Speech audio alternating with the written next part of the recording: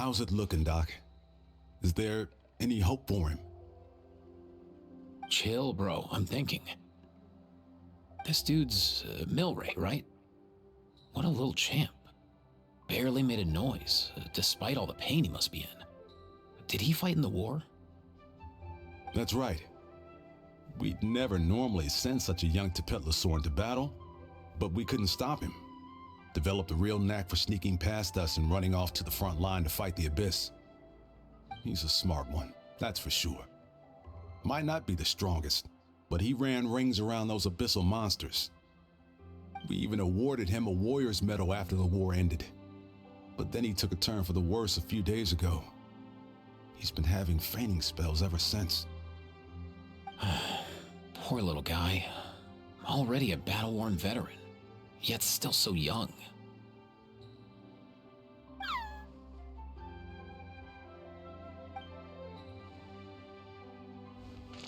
Hey, Kachina, what's going on here?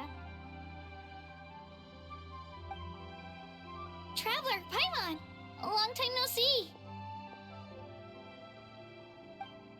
So basically, there's this young Tepetlosaur in our tribe called Milray.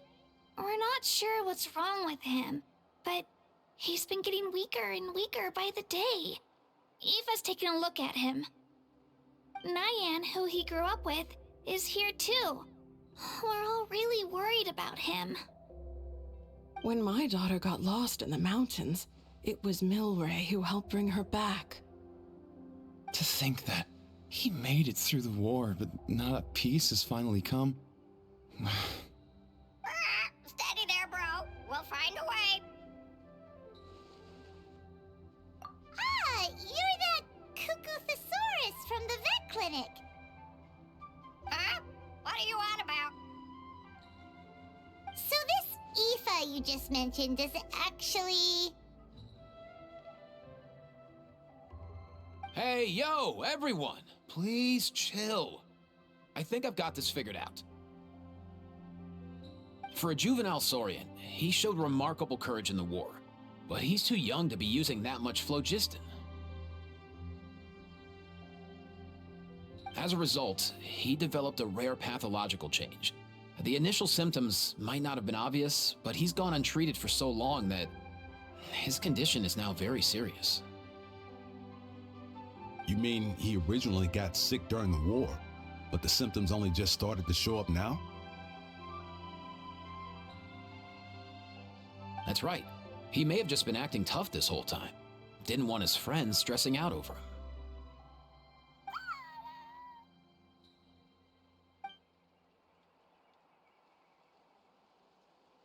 Aoife, there must be something you can do, right?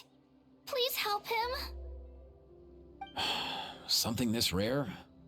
I don't have anything on hand that can treat it. Good news is that I read about a similar case back when I was still studying. The scroll mentioned 2 essential ingredients. First up, an herbaceous perennial known as an ocean zephyr. Though they can grow practically anywhere, they're exceedingly rare.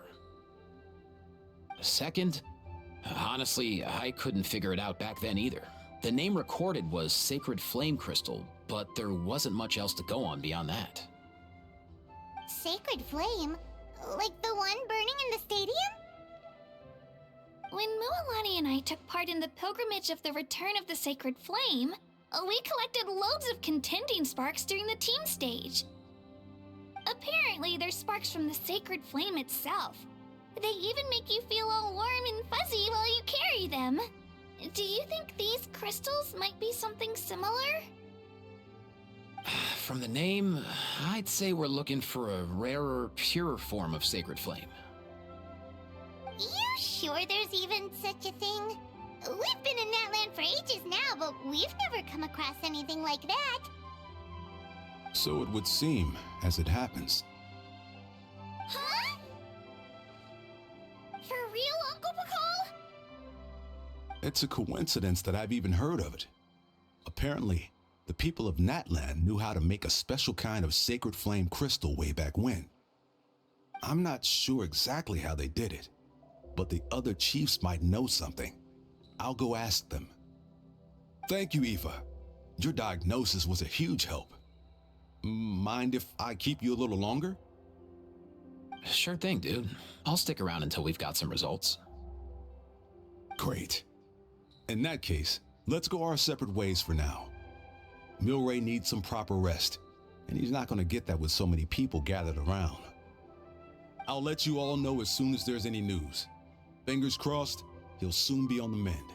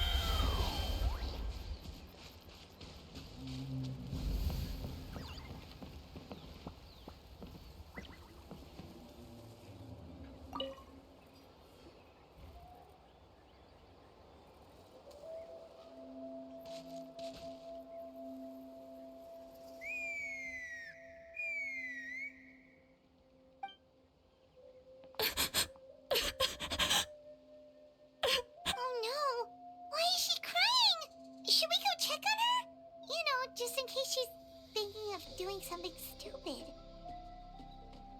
I'd leave her be. The warriors of the Flower Feather Clan are a proud bunch who never show their vulnerability in public, even if they've gone wingless. Oh, Chaska?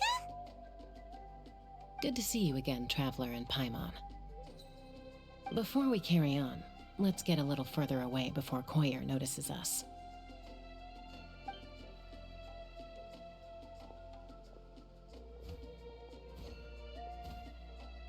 So, that girl on the bridge, Koyer, you said? Should she really be on her own right now? With the mental state she's in, it just seems risky. Don't worry. That's exactly why I'm here. Elder Alpa sent me to keep an eye on her. If she does attempt the unthinkable, I'll swoop in and catch her. I doubt it'll come to that, though. She's a fighter. A warrior, in fact. One who aimed for the sky. However despondent she might feel now, I'm confident she'll get through it. Well, in the Flower Feather Clan, there's an elite flying squad made up of Kukasaur riders. But it's an extremely selective squad. To become a rider, you need to undergo a trial where you not only demonstrate mastery of the relevant skills, but also win the approval of the Kukasaurs. Very few candidates make it through the process. Koyer has spent years training for her most recent attempt, but unfortunately she didn't pass. So it's not hard to see why she's so upset. Sometimes, after multiple failed attempts to pass the flying test and win the Kukasaur's approval, people get so disheartened that they give up on their dream to soar the skies. They resolve to quit trying for good. We call those people the wingless. Do they get expelled from the tribe? What? No, of course not. They're still prized warriors. We have a saying, just as the Kukasaur treasures every feather on its body, so the tribe treasures each one of its children. This hits even harder in the wake of the war. All of our young warriors carry the future of our tribe on their shoulders. Besides, every Kukasaur falls from its nest before it learns to fly. It's practically a rite of passage. Likewise for the wingless, we always hold out hope that one day, when they're ready, they'll rekindle their dreams and keep trying. Until then, all we can do is quietly watch over them from a distance. Just like I'm doing now. Ah, okay. Paimon hopes she'll get back on her feet soon. Well, from the sound of her whistling, her confidence has been seriously shaken. No Kukasaur is going to respond to a call that sounds like that. Yeah, people from my tribe call to their Saurian companions by whistling or blowing a horn. So it sounds like Koyer was trying to summon a Kukasaur to practice her flying. But the Kukasaurs are an even prouder bunch than our warriors. They would never respond to a lackluster whistle like that. First she failed the trial, and now she's struggling to even summon a Kukasaur. That's only going to hurt her confidence further. And getting trapped in that vicious circle is the kind of thing that'll make people go wingless. Surely there must be something we can do to help. That's very kind of you. Koyer's flying skills are up to par, but mentally she's stuck in a rut. If she wants to return to the sky, she has to overcome that for herself.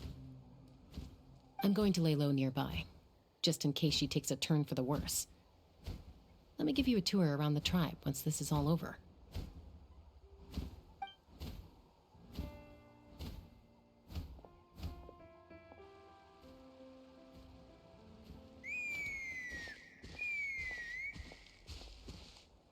Koyer still isn't giving up.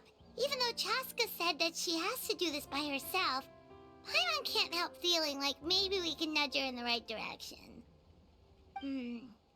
What if we could get a Kukasaur to fly up to her? That might give her the confidence boost she needs.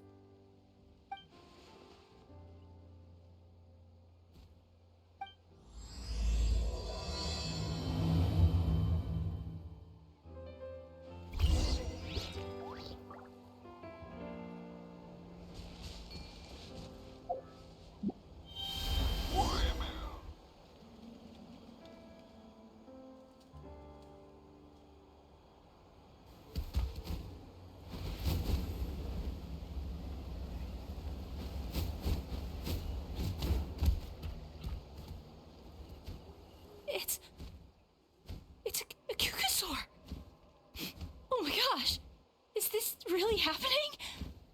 I did it! I summoned one! I was beginning to think you'd all given up on me completely. Thank you. Oh, thank you.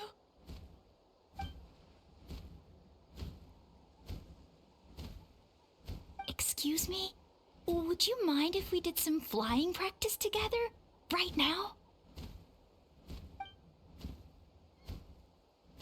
I think I know where I went wrong in the test now. I need to maintain a higher speed on my turns. So, I just gotta practice my bell tail slides and split S maneuvers.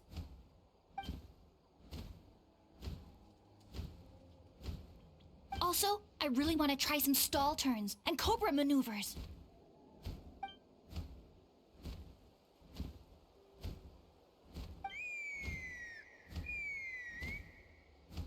Huh?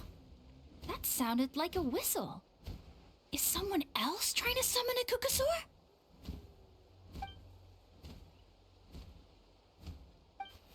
Hey! Wait! Wait!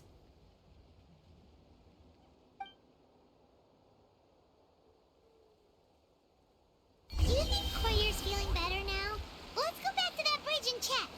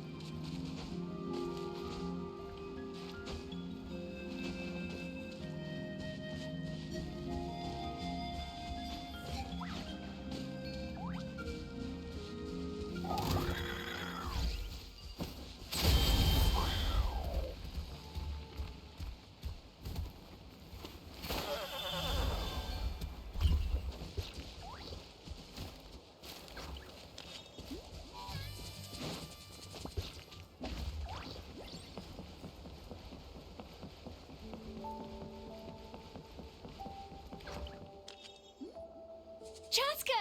I summoned a Kukasaur! They do still respond to me after all!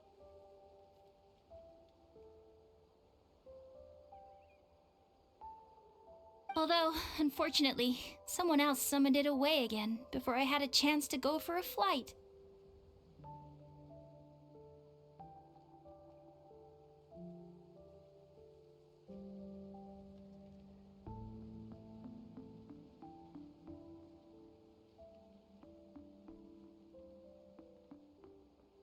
Oh, really?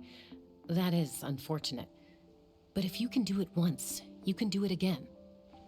Keep at it, and you'll pass the trial eventually.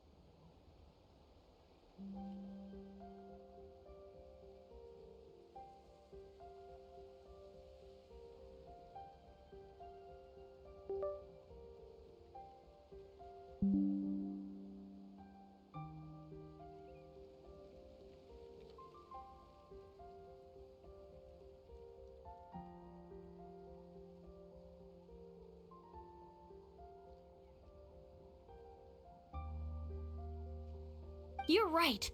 You know, I almost thought about giving up, but I'm glad I didn't. Hey, Chaska, how's Koyer doing? Huh? Who are you? And how do you know my name? These are my, friends. The Traveler and Paimon. You came up in conversation the other day because I was telling them about up-and-coming warriors in our tribe. Oh, the Traveler, huh? So that's you. What do you mean up and coming? I'm closer to being wingless than I am to passing the trial. Anyway, we haven't met before, have we? You look so familiar somehow.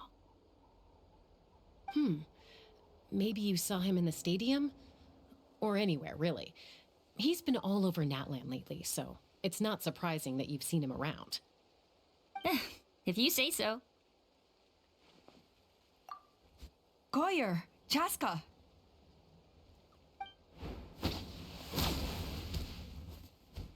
Here you are. I've been looking everywhere for you two. Oh, Elder Alpa! What's the matter? I thought I should tell you myself. We're going to redo the flying trials. Redo them? How come? This is so unexpected.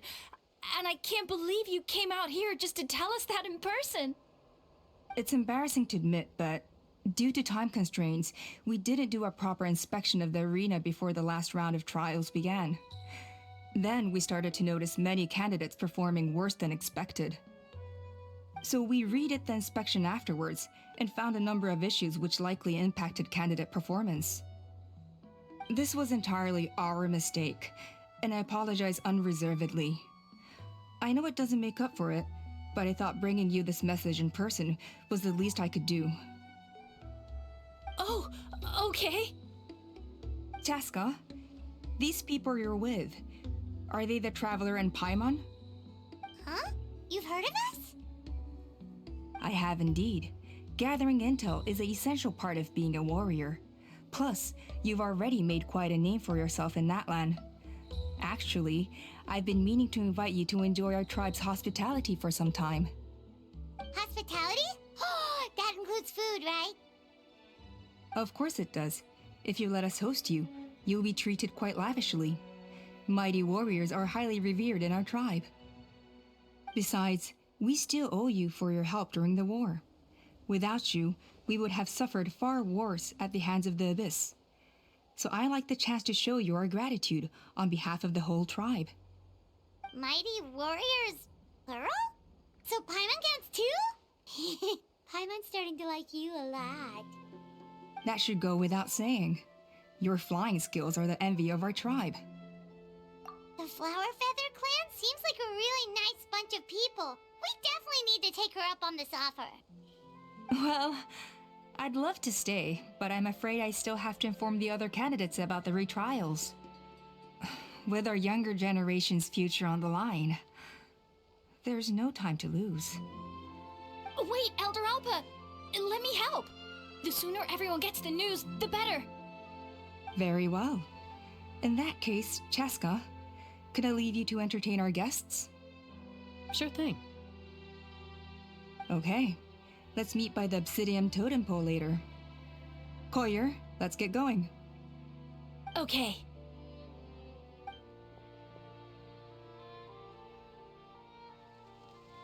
Alright, they're out of earshot. I'm just gonna come out and ask. That Kukasaur who responded to Koyer's call, that was your doing, wasn't it? I grew up with these creatures. I could tell something was off the second I saw it.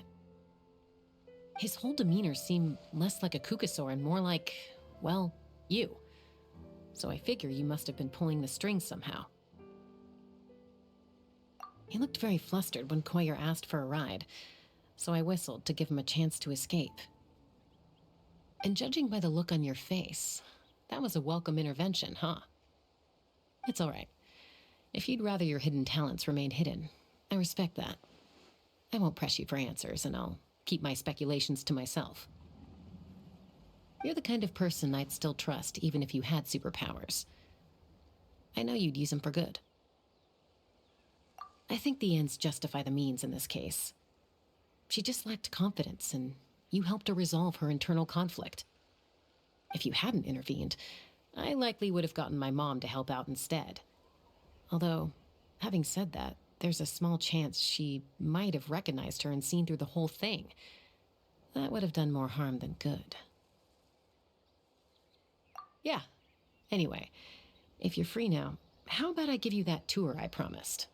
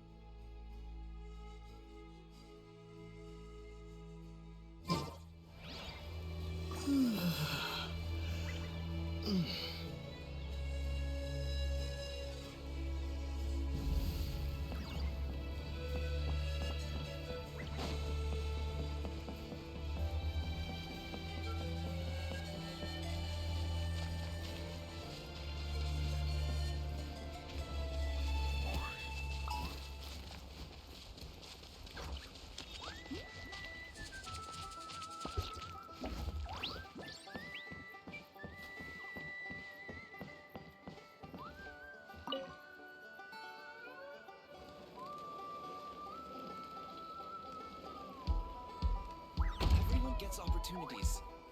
I just never took the ones I had.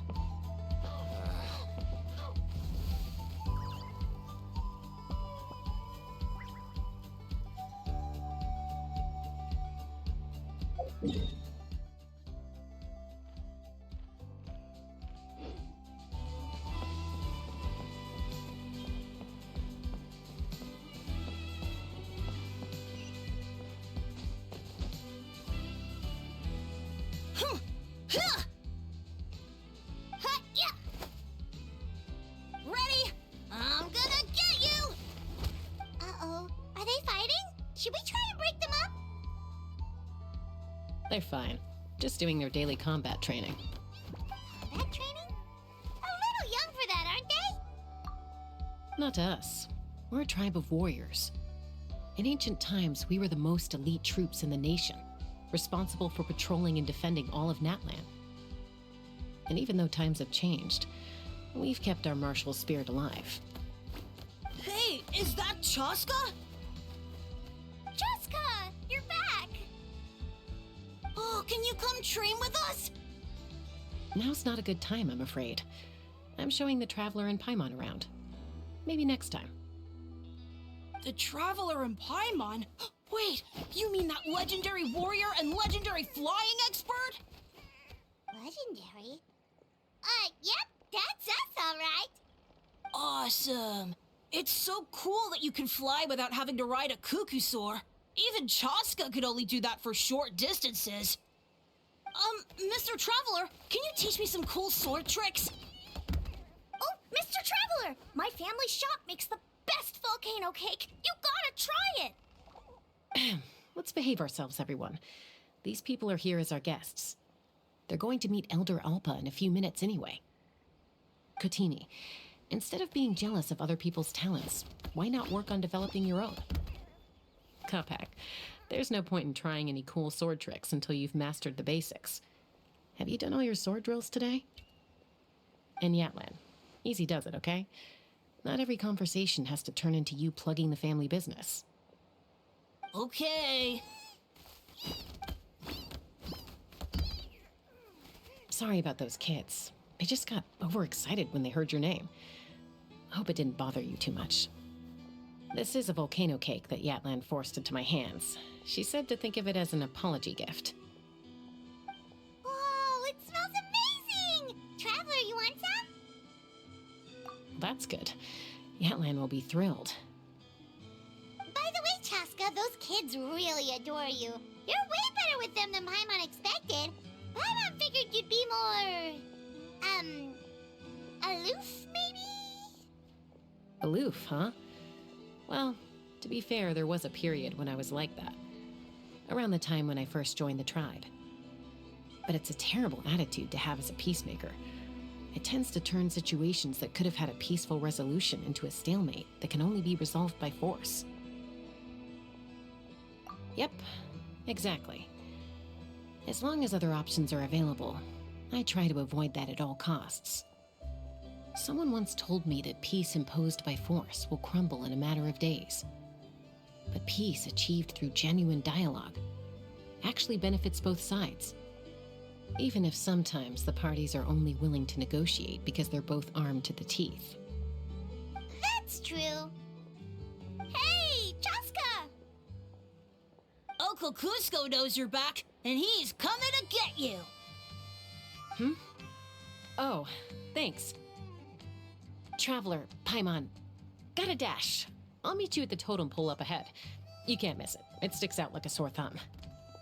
Wait, are you running away? First rule of conflict resolution? Grab the fan and run before the you-know-what hits. Trust Chaska to make even running away sound cool. Sorry about this. Just stall him for me, okay? I'll explain everything later.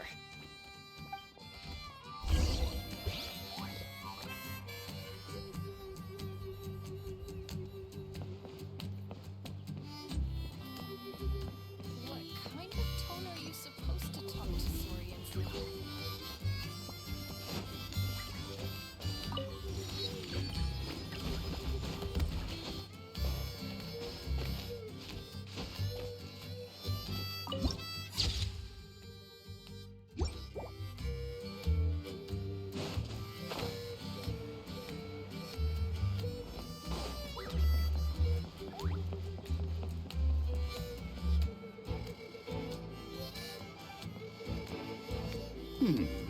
A golden-haired outlander and a white flying object.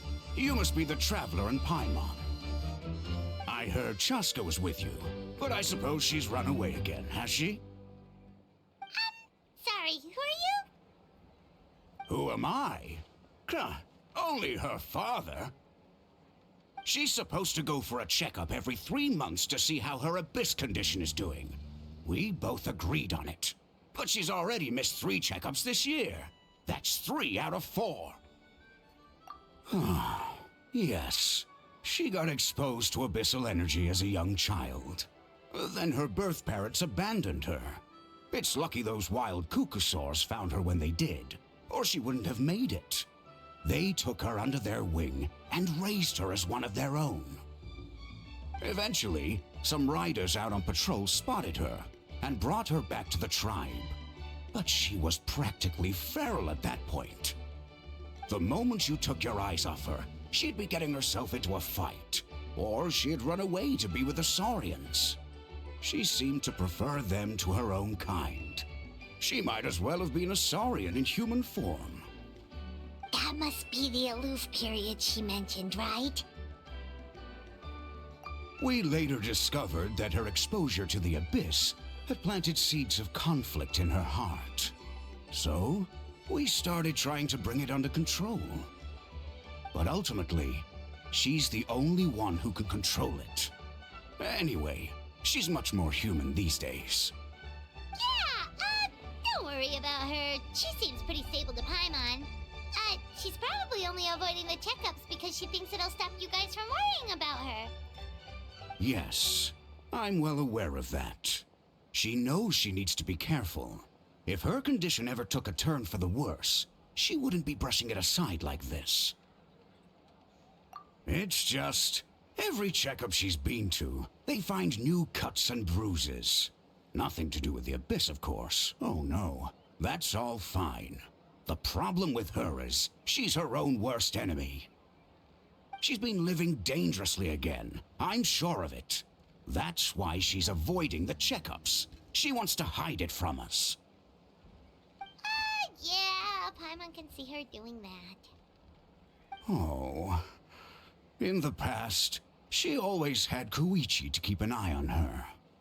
Now Koichi's gone, and I don't want to lose another daughter. Chaska's been increasingly reckless since Koichi passed. It's like she's trying to make up for it somehow. Next time you see her, please tell her to be careful for me. Even if she doesn't want to hear it. If she doesn't want to do these checkups anymore, that's fine. I just want her to stop putting herself in harm's way.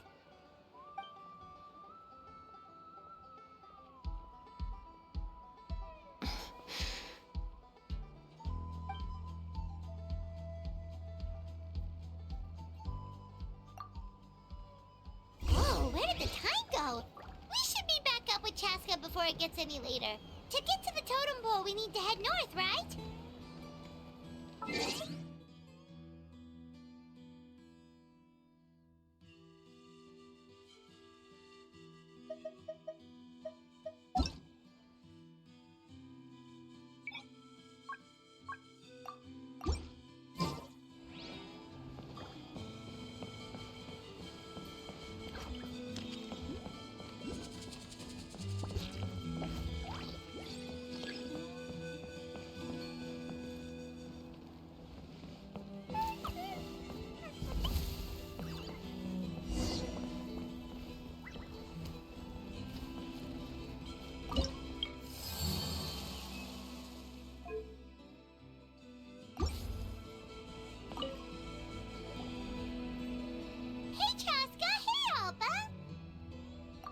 It's all right. I bet my dad talked your heads off, huh? What did he say? I was sometimes a little impulsive back then. That's putting it mildly. The memories.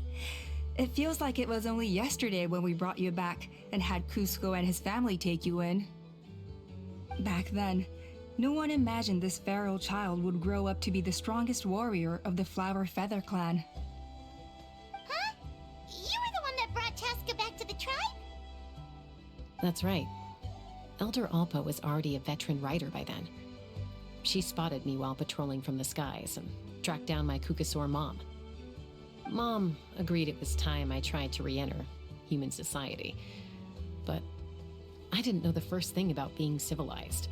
I clashed with everyone who had to deal with me. And look at you now. Renowned throughout the land as a peacemaker. How time flies. When the day comes that I can't fly anymore, it will be up to you to look after our tribe and our flying squad. You know me, though. I'm not a natural commander. I'm better off as a lone wolf on the front line.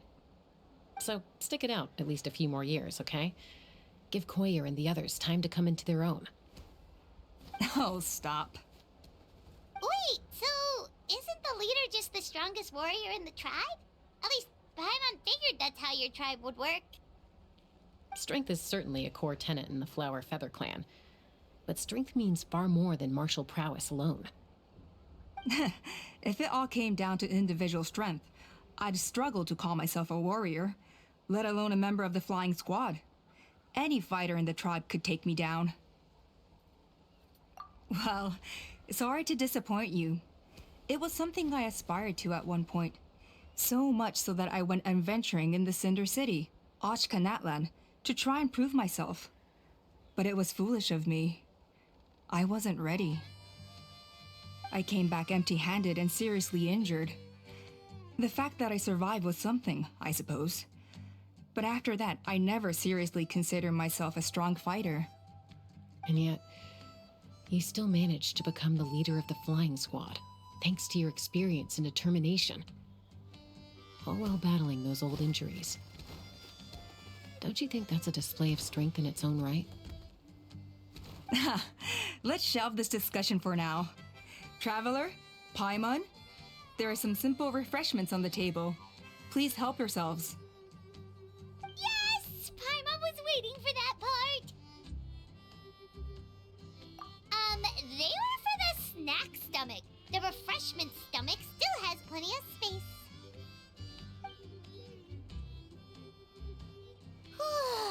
Paimon is so full. Well, if you're enjoying our hospitality, Feel free to stay with us as long as you like. Elder Alba? Something's come up. Hmm? What happened? Is it serious? Shall I deal with it?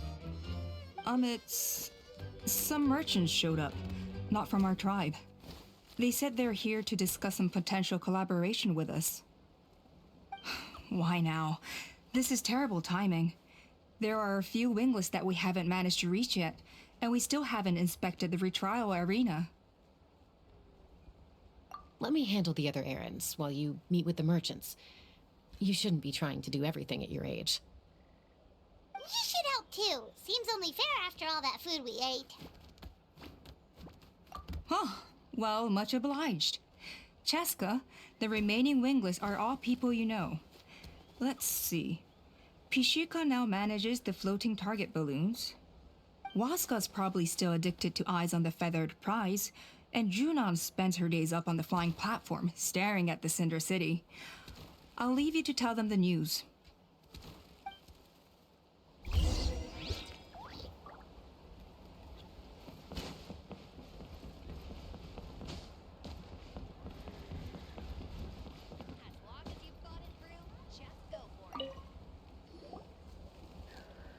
Are you sure you don't want to reconsider, Pashika? I appreciate it, boss. But honestly, I'm pretty happy with my life nowadays.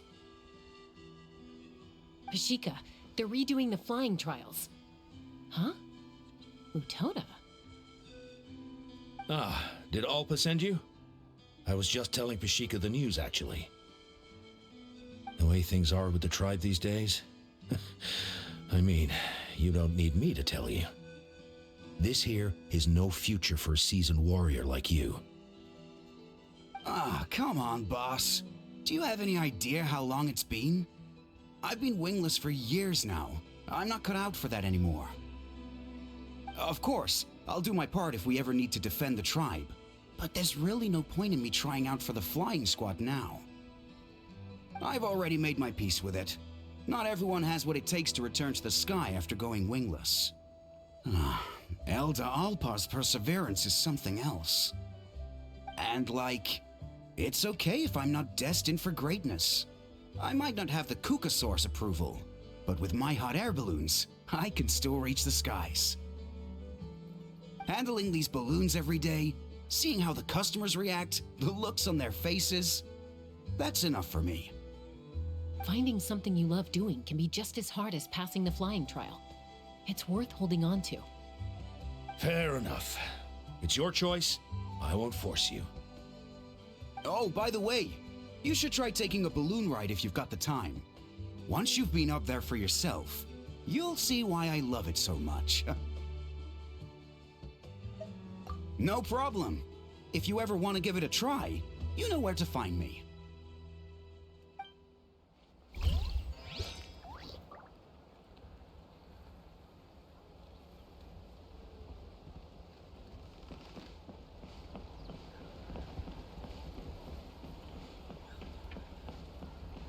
Be prepared and stay safe. A retrial? What's the point?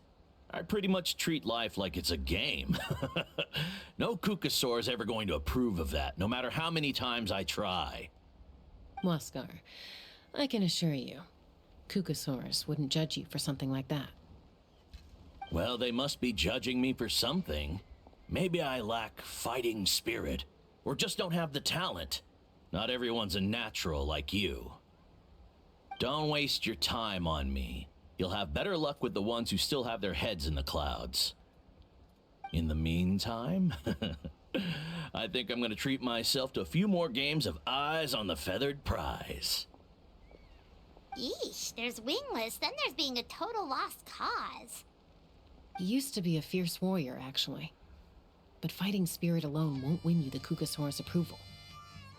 Are all Kukusaurs so strict? The ones in floating target balloons and Eyes on the Feathered Prize seem pretty chilled out.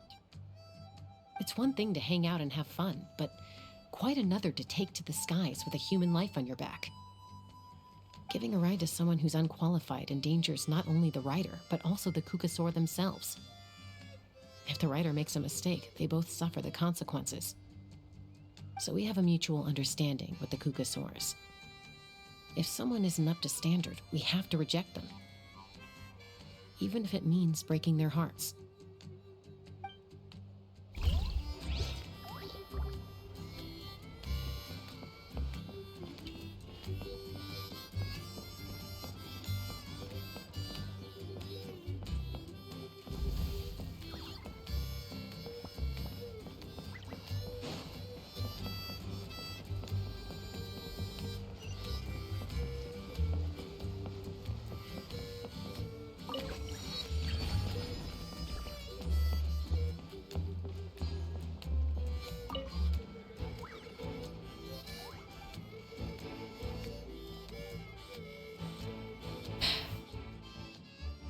Hey, Junan.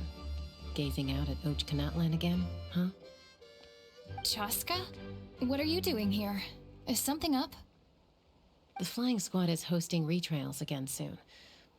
Want to give it another try? Maybe you're forgetting the definition of wingless. I've failed so many times already that I've decided to call it quits for good. I'm done. Elder Alpa always goes out of her way to come and tell me when a new trial is coming up, and it's nice of her to think of me. But nothing's gonna change. I'm not going to suddenly pass just because they're holding another trial. They're making some big changes to the arena this time, so the flying experience should be smoother than before. Koyer's gonna try again. No, forget it. If I was genuinely good enough to make the squad, the location shouldn't affect my chances. A true rider can fly confidently whatever the conditions, like you and Elder Alpa. Junan! They're redoing the... Huh? Chaska and the Traveler, you're already here. I guess they told you already then. Come on, let's go train together.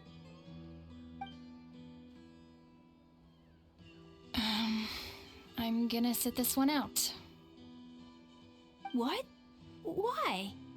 But you've always looked up to Elder Alpa. She went wingless after her injury and spent years drifting, but even she came back and made it in the end. If she can do it, why can't you? I mean, I don't have that kind of perseverance. And besides, the last thing I want to do is fail in front of her yet again. Oh, come on. You know you don't need to worry about that. Alright, well, how about we just treat this as you being my mentor? Then will you train with me? I mean... Enough umming and ahhing. Let's just get up in the air and figure it out as we go. Wait! Hold on, slow down. I can't keep up. Well, that's one way to do it.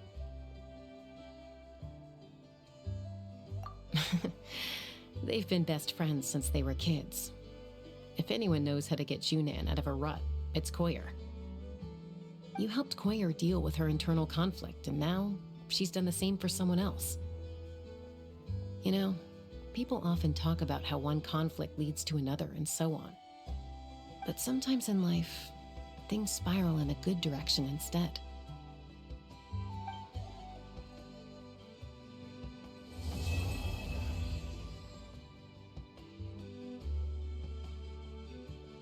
It's been a few days since the battle. Hopefully the tribes are getting back to normal. The Flower Feather clan was hit the hardest, right? That's Chaska's tribe. Maybe we should check how everyone's doing. We might be able to help them out. We've notified all the wingless on the list now, right? Where to next? The trial arena. It's not far from the tribe.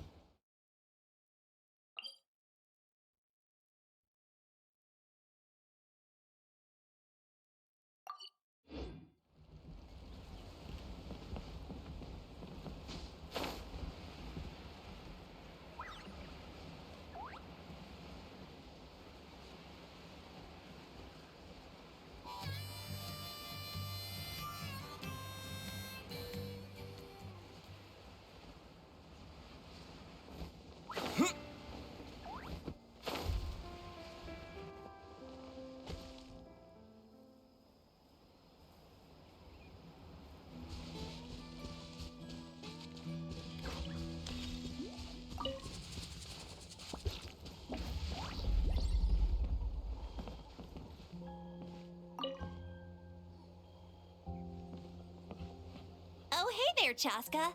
Did Elder Alpa send you? Yeah, she's got other things on her plate right now.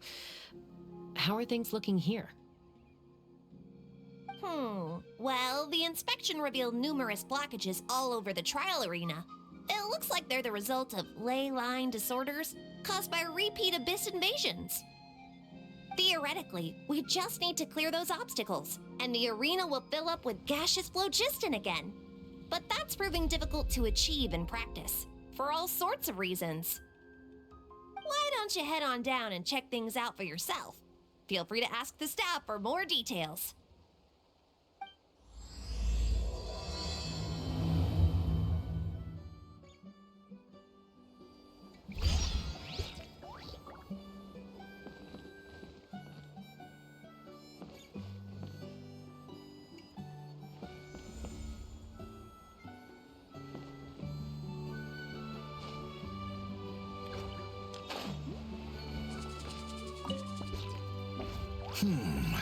I think it should be possible to clear this spout with just a few hard hits.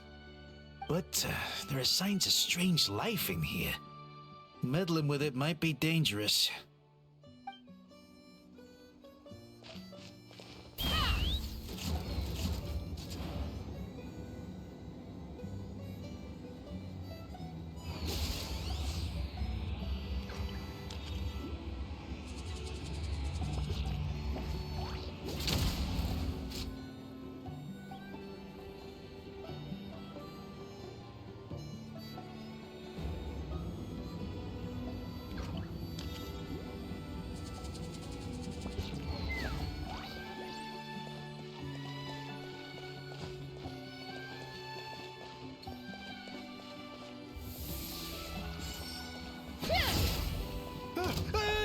Monsters! Don't get frostbite. Propagate!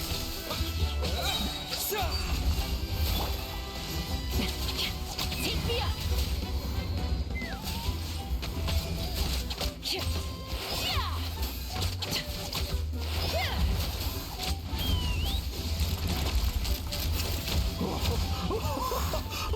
I thought I was done for.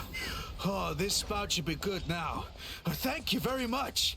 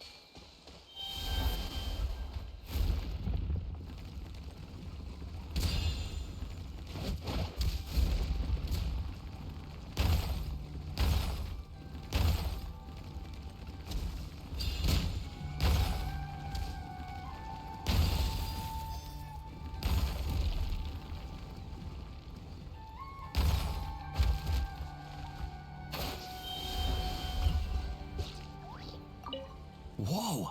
Did you see that? A Tepetli just showed up out of nowhere. How did it get here? Just passing by, or... Huh. Well, not gonna argue with a good thing. The spout's clear. That's all that matters.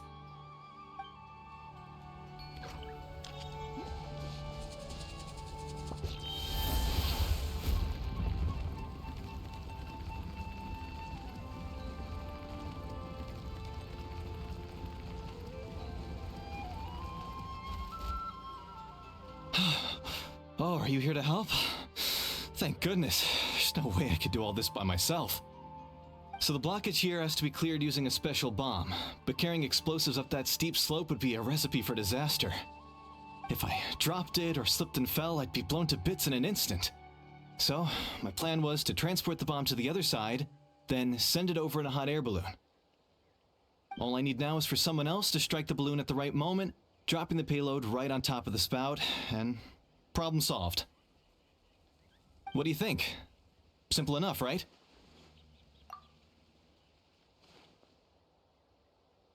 Huh? Oh, that one. No, I've got no idea who that belongs to. Or how they got it up so high. I just wish I could fly up there and check out what kind of tech they're using. Ah, well. Getting the trial arena back in order is more important. I'll head over and set up now. Let me know when you're ready.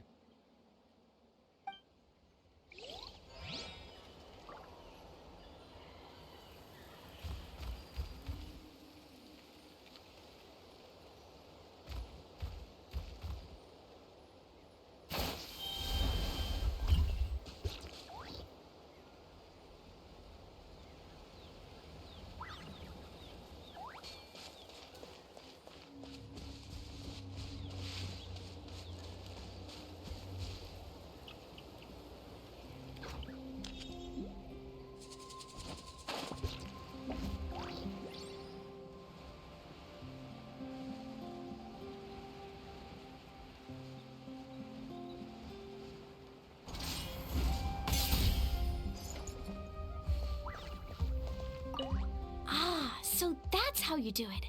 Amazing!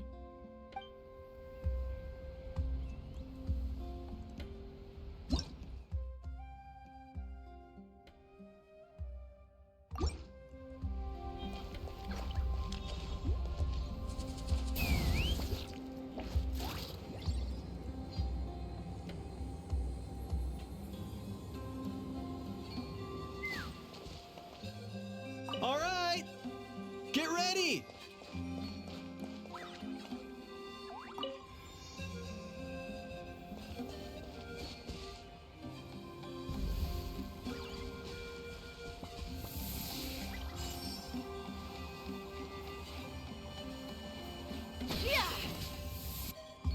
The gaseous phlogiston is being replenished.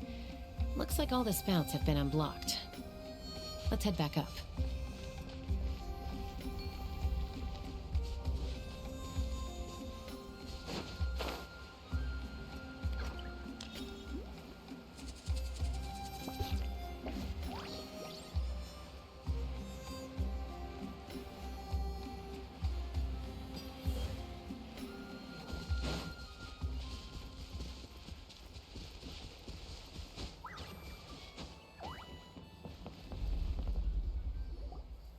Wow, you took care of everything in no time at all. Incredible work. Now we just have to wait until the gaseous phlogiston is fully replenished. Then we can kick off the retrials. Actually, Inkanak, I'd like to do a test flight first, just to make sure we're not missing anything. Could you arrange that for me? Huh? But you only just finished getting the arena ready. There could still be other hazards. All the more reason to have me test it out.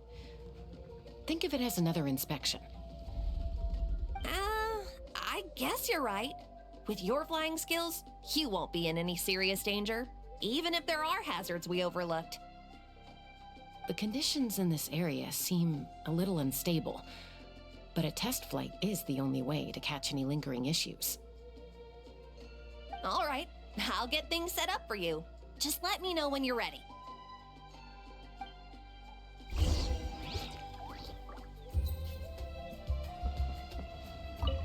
Are you ready?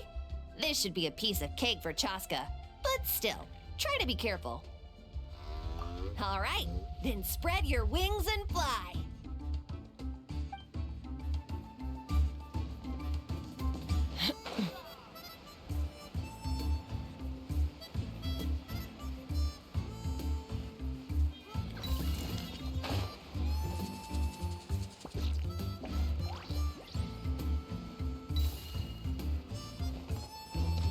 Let's fly!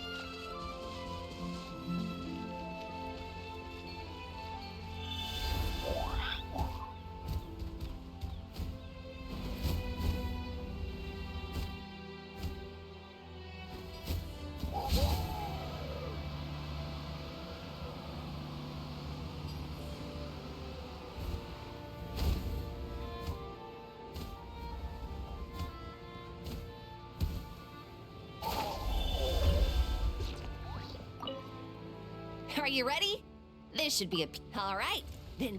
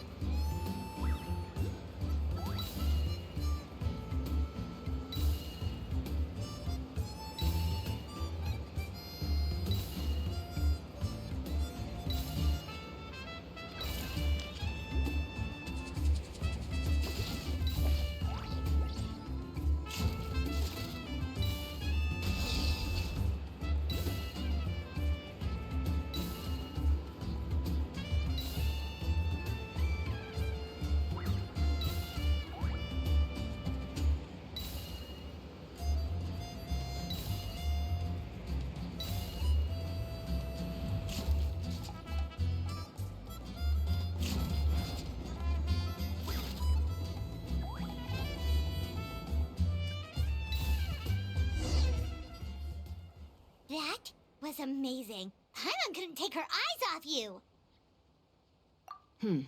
No, nothing major. Give it a few days, and we should be able to conduct the trials. Help!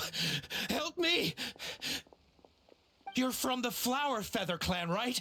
Please, come quick, you've got to help us! Catch your breath first. What's the situation? We got attacked by a Kukasaur. My friends are still stranded in the middle of the road with the goods we were transporting. Please, I'm begging you, save them! Huh? Are Kukusaurs really that aggressive? Do they usually attack groups of people unprovoked? Not in my experience, but there are exceptions to every rule. Let's go check it out.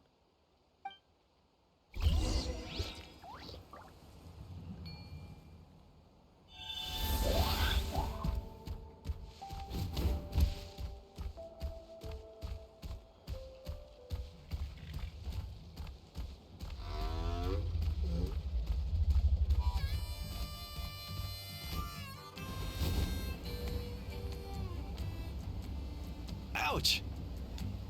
I've never seen such an aggressive Kukusaur.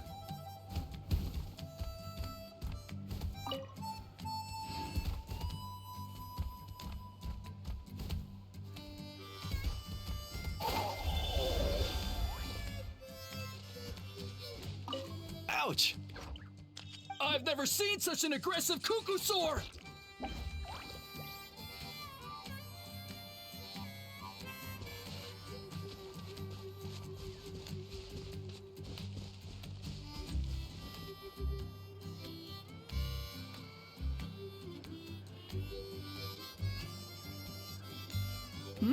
Tasca? Traveler? This is a surprise. Elder Alpa? Huh. So, where's this aggressive Kukusaur we've heard about? Already flew away. Looks like it backed off once it realized that reinforcements were coming. So why do you think it attacked these people in the first place? Was it after the food? No. These merchants are even transporting food. Ah! Thank goodness! The phlogiston wings are intact! Phlogiston wings? Thank you so much for coming to our rescue. These phlogiston wings are our most prized goods. If anything happened to them, it would ruin us. Wait a minute. Are you the merchants that were looking to collaborate with us? Wormy told me about you. Yeah, that's us. So I take it you're Elder Alpa? I am. You must be exhausted from your journey, not to mention shaking up from the attack. Let me bring you back to our tribe to rest. We can talk business after you've recovered. But Elder Alpa, what about the Kukasaur attack? Well, our guests here weren't seriously injured, and their goods are intact. Perhaps that Kukusaur was just having a bad day. There are so many of them around here. You'd expect something like this every once in a while. I don't think we need to pursue it any further. More importantly, how are the preparations for the flying trials going? Is everything in order over at the arena? Huh? Did you say flying trials? What a coincidence! Sounds like a perfect use case for our phlogiston wings. You'll be pleasantly surprised by what they can do. Oh, really? Now I'm intrigued. Well then, let's forget all about this Kukasaur attack for now. We have some serious business to discuss.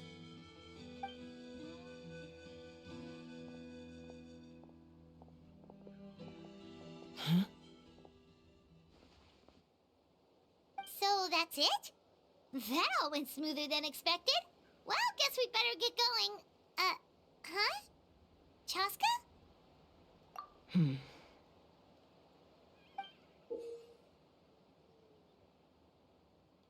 A blood-stained feather.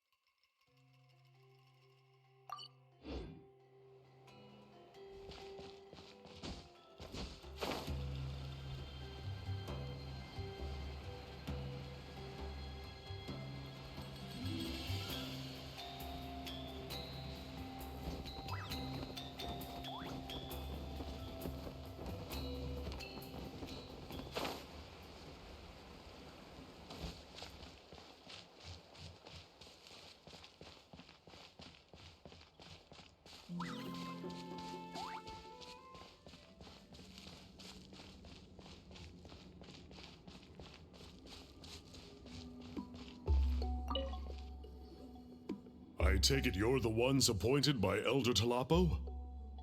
Yep, and you are... Call me Toltec. The chief asked me to be your guide for the day. His messengers already filled me in on the situation, so just follow me.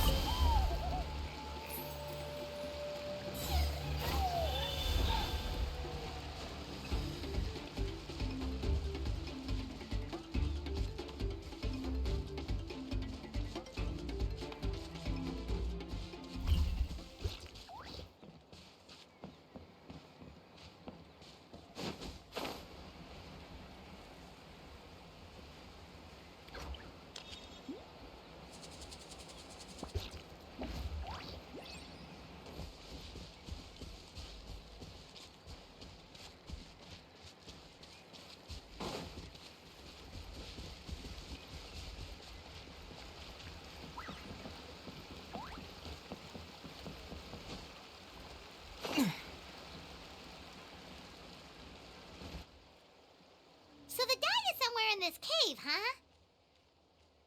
This is as far as I can take you. Only the appointed ones may proceed from here.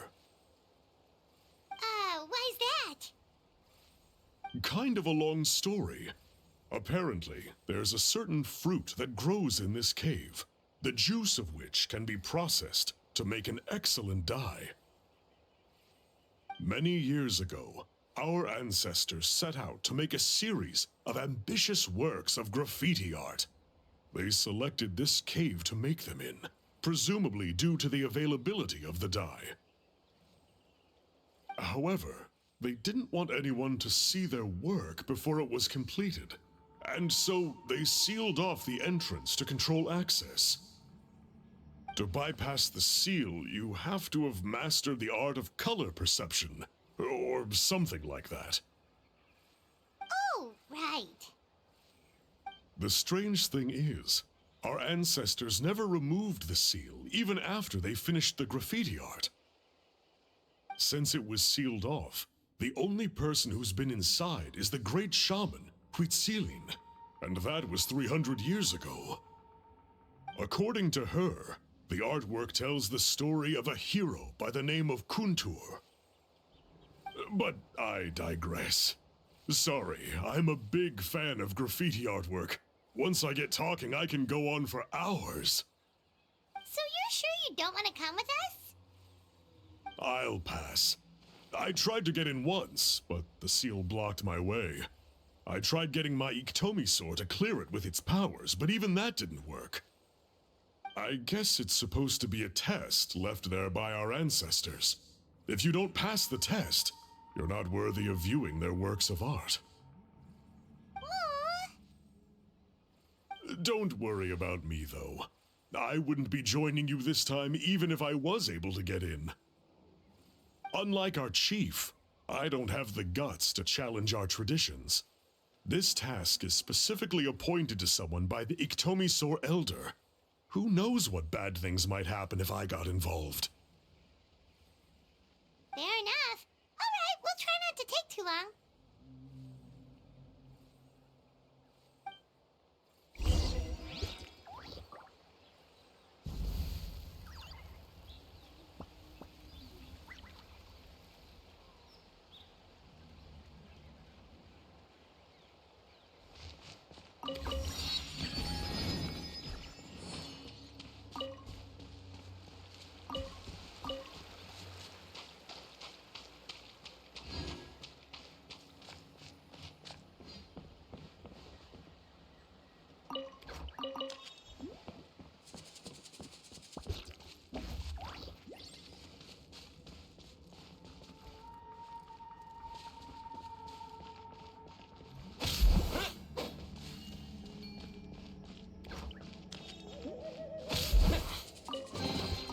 A reward on the road.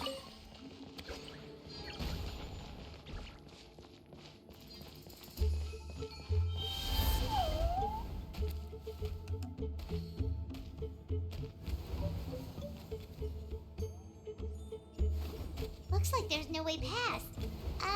Maybe try the same thing as before?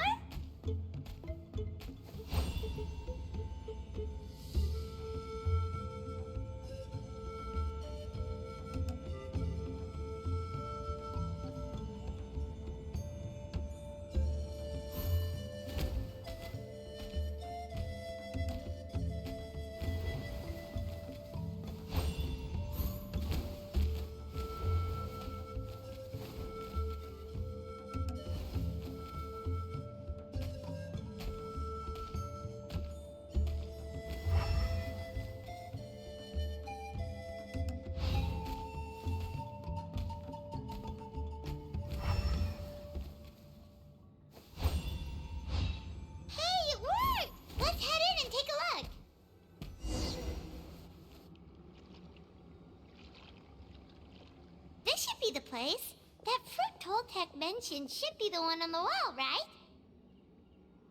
Now the only question is, which ones do we pick?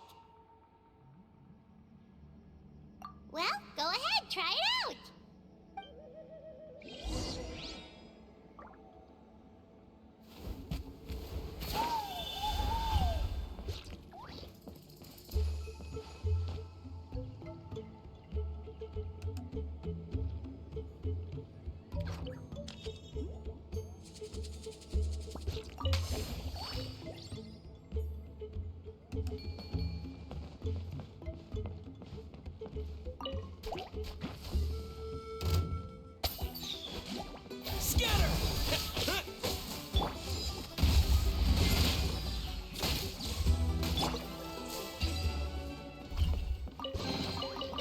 Is this an answer from this world?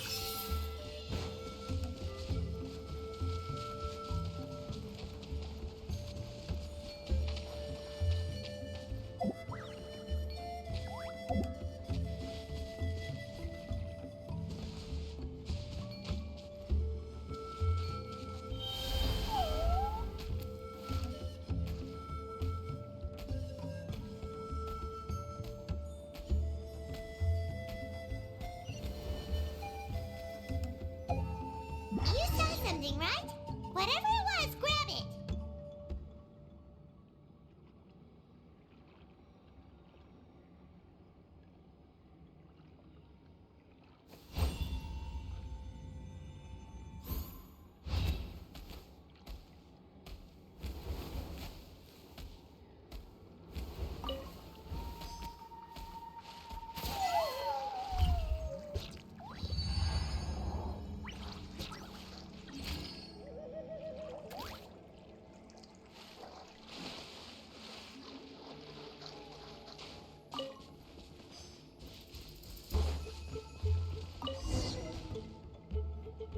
These guys' ancestors made some real works of art here.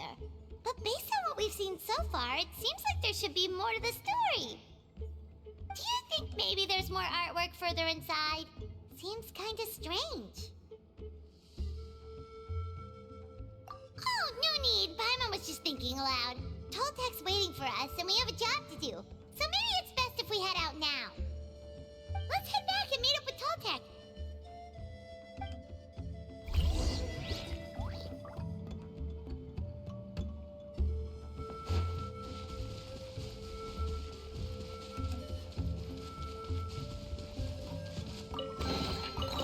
reward on the road.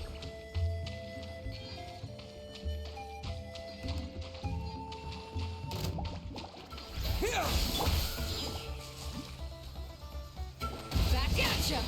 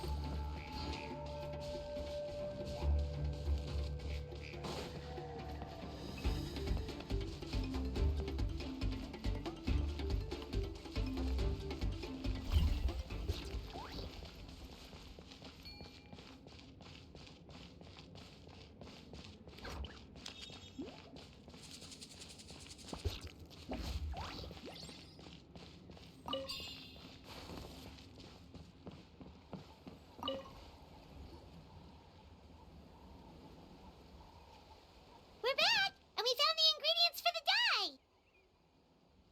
Sounds like you made it through the seal then. Our Iktomisaur Elder was right about you. It's getting late. Follow me. I'll take us back.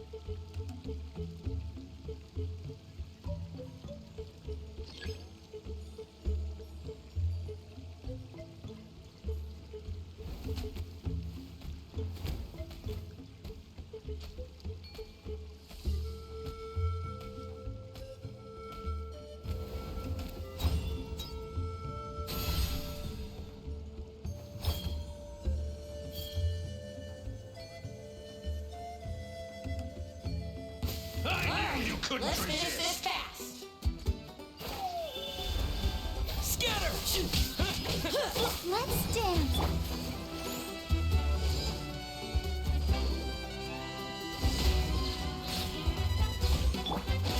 Propagate! Here comes the dust storm. The night wind blows.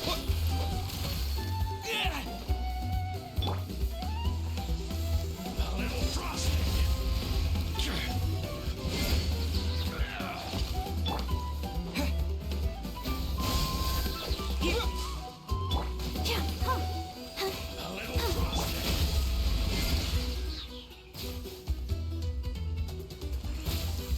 A little frosting. A little frosting.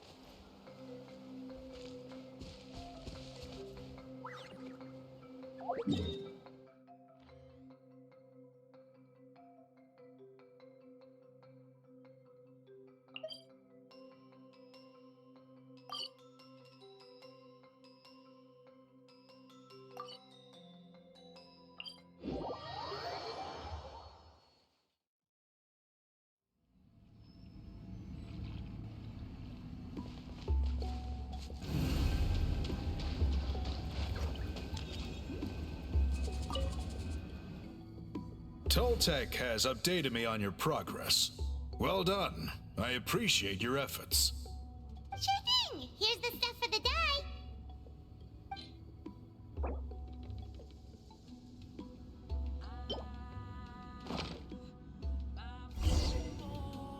I see. Yes. This is certainly a very different substance from typical dyes. Okay, now let's try our hand at making some samples. The fabric is ready for testing.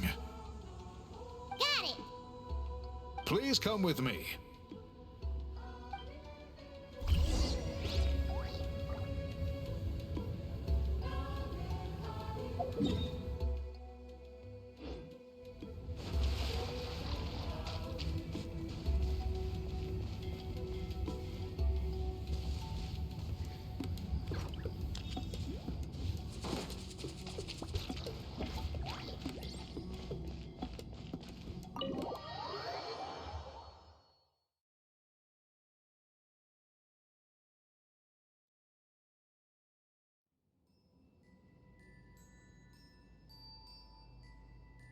Take a look at this. It's a woven scroll made by one of our ancestors. This is the kind of thing we're trying to make. Ooh! The person depicted is the legendary shaman, Huitzilin. She lived 200 years ago and was once appointed by the Iktomisor Elder, like yourselves. She was especially skilled in the art of color manipulation, and of course completed her task with flying colors. This scroll is a record of her deeds, and was most likely the work of her own hand. The quality is simply breathtaking, even compared to other scrolls of this variety.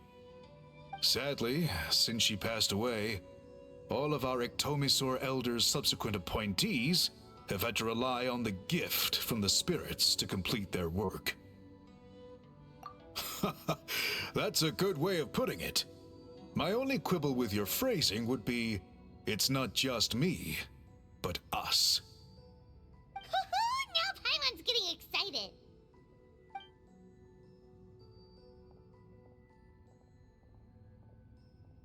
Bring out the samples.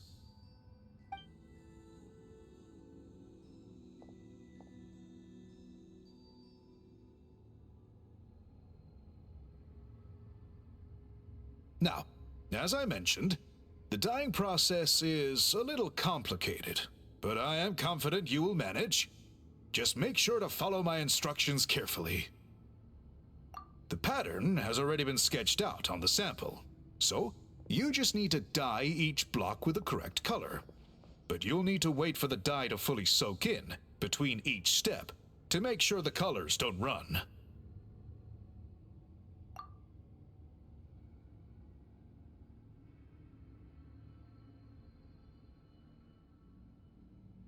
Ha ha ha! Good! The dye has taken to the fabric, and the pattern is crisp and clear. Next, apply all the remaining dye, and we should see that elusive signature color emerge. Okay, final step.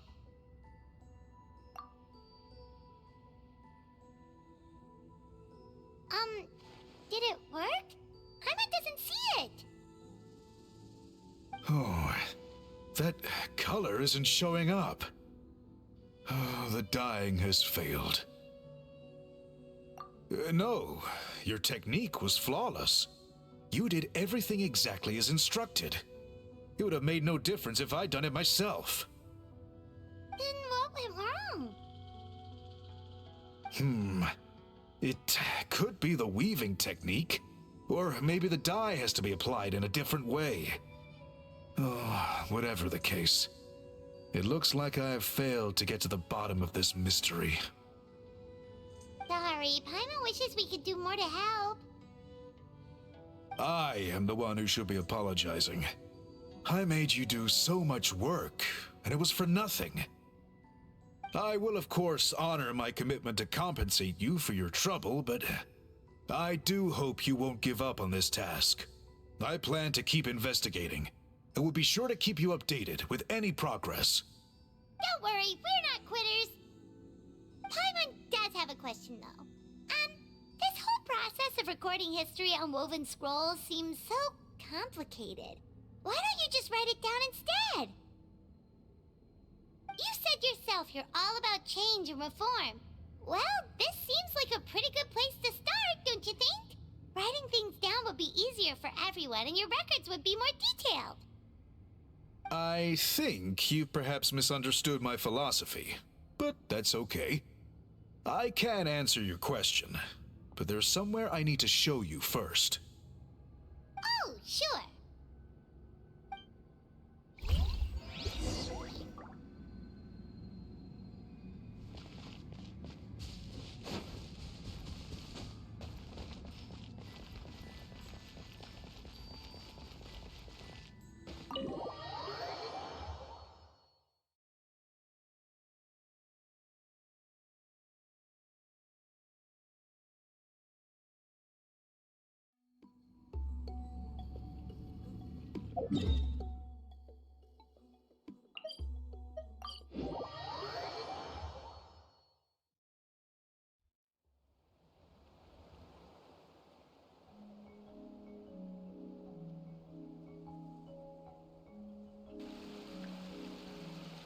Phew. Look at this view. What do you think? It's gorgeous! Now, try looking a little further. Whoa, that graffiti! In all the years since the founding of our tribe, those colors have been with us every step of the way.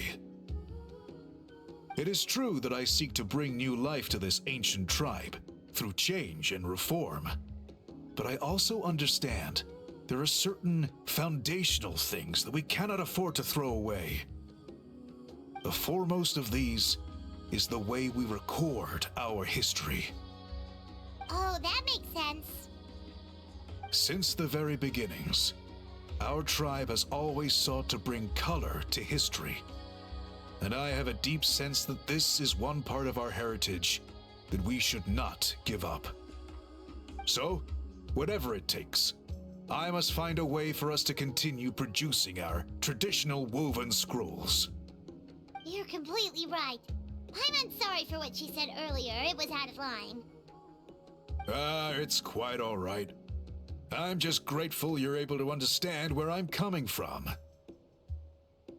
Then let us hope that when we next meet, we succeed in reviving this tradition.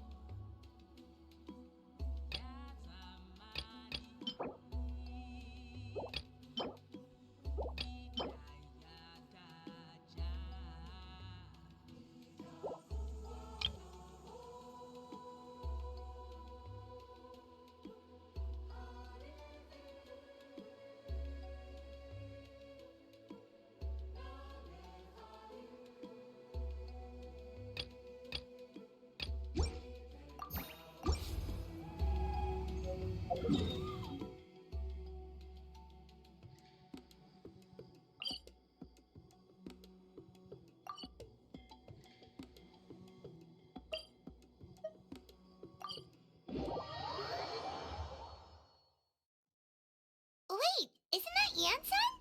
Wonder what she's doing here.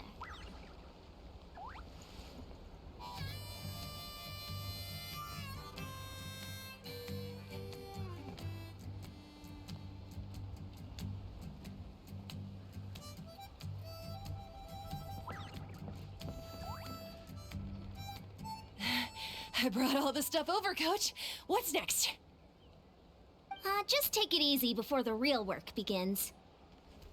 You two are in charge of repairing the houses to the north. The rest of you should go west. The road practically crumbled beneath my feet on my way here. The whole thing will need to be reinforced. All right, I'll start by moving the boxes over.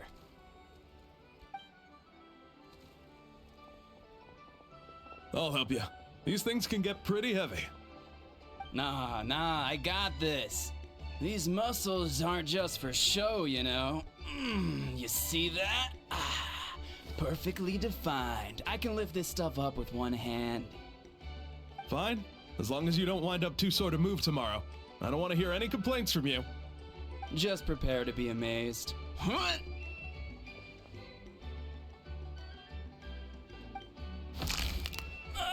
My back.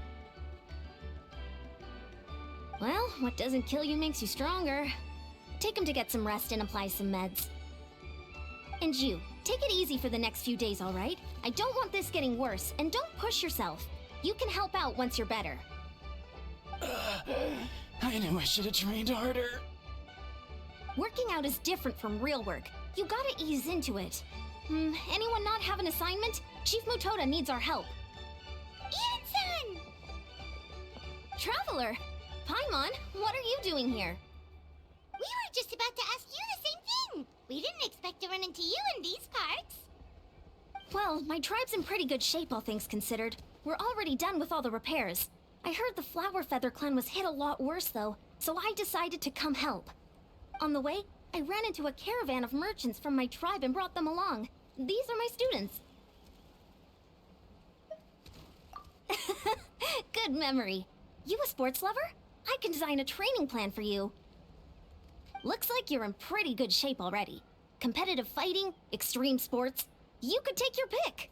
As for you, Paimon, we might have to start you off on a balanced meal plan. What? There's nothing wrong about Paimon's current meal plan. Like today, Paimon just had some blazed meat stew, fried shrimp bean balls, sour sauce kipper, and stuffed and mashed potatoes. That's practically nothing. This case sounds even worse than I imagined. Oh, I know just the thing. Kale juice. I'll make you some soon. Kale juice? Wait, isn't that your favorite drink, Traveler? If Eon-san's going to make some for free, Paimon would feel terrible if you won't get to try it. Anyway, that's enough idle talk for now. A little while earlier, the chief asked me to bring a few people to help with something. Are you two free? As you can see, due to unforeseen circumstances, I'm short a few people. Of course! We're also here to help. Let's go see the chief! Perfect. Then follow me.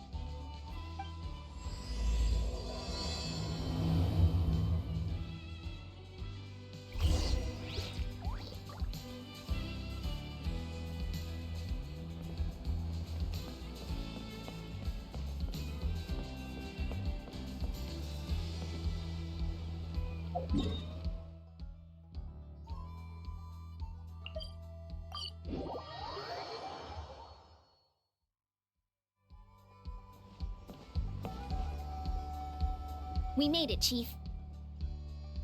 Eon-san, Traveler Paimon. I'm so glad you're here. Let's just get straight to the point. Are the people behind you warriors from your tribe? Did something bad happen to them? Cold. So cold. Duarte, are you there? I'm drowning, and there's something in the water! He's on the ground, but it almost looks like he's trying to swim.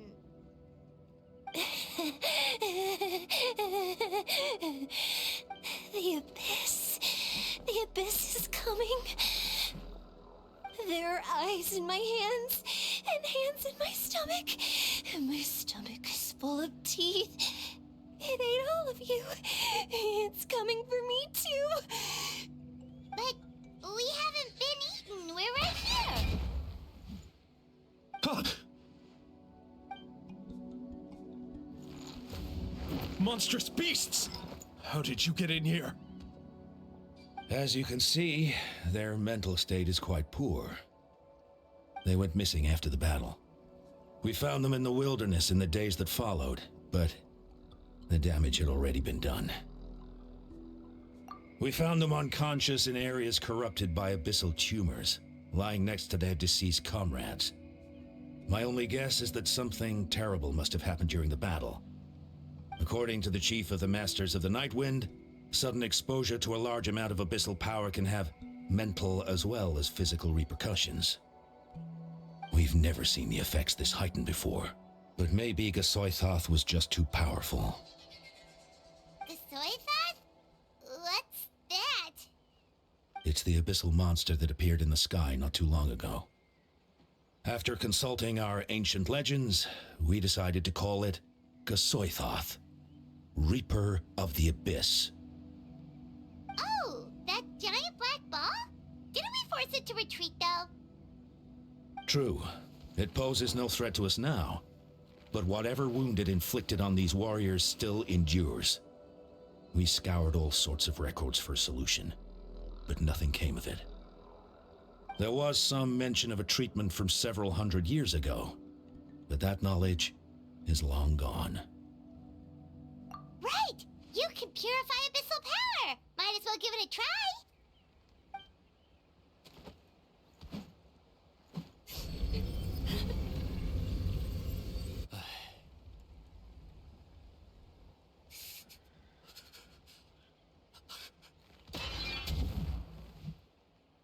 It didn't work? That must mean purifying the abyssal power within them still isn't enough. In any case, thank you for trying. So, what can we do now? You don't tell me my friend is just gonna be like this forever? Come back to me, Gogeta! Please, don't leave me like this! We beat Gasoithoth! They survived the battle! Are we really just gonna sit back and watch them lose their minds? Of course not. What is it, Aeon-san? We'll take it case by case. First of all, we shouldn't keep them cooped up in here. The environment isn't doing them any good. Let them go where they feel comfortable, and the Traveler, Paimon, and I will talk to them. But, Are you sure about this? I know you're worried, but we don't have any other solution, right? Maybe it works, maybe it doesn't. But we won't know until we try. Well, don't just stand there. Let them go. Send someone to follow them, but don't stick too close. We just need to keep tabs on them.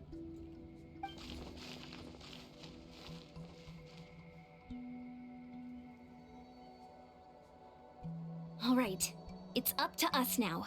Let's talk to them one by one. This is a bad situation, but I know the warriors will find a way to pull through. After all, we've overcome so many challenges already. What's one more? Let's see. One of those guys was talking about being cold. Do you still remember him? It's not often that you see someone almost drown on dry land. Let's go talk to him.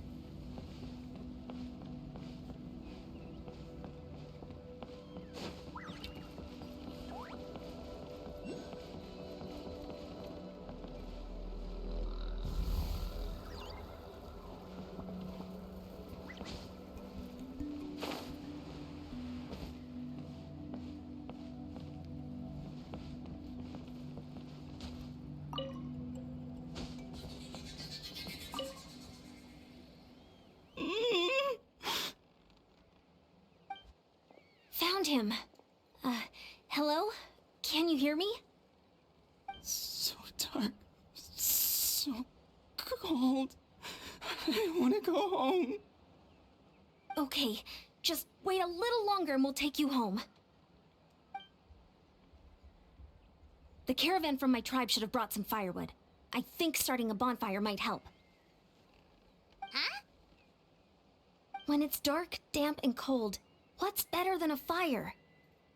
Maybe the light and warmth will help change what he sees. Wait here while I grab some firewood.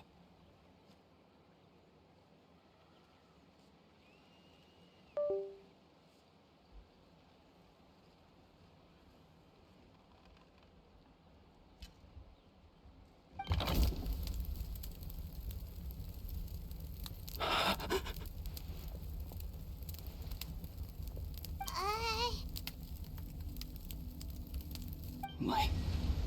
Underwater. Where is it coming from?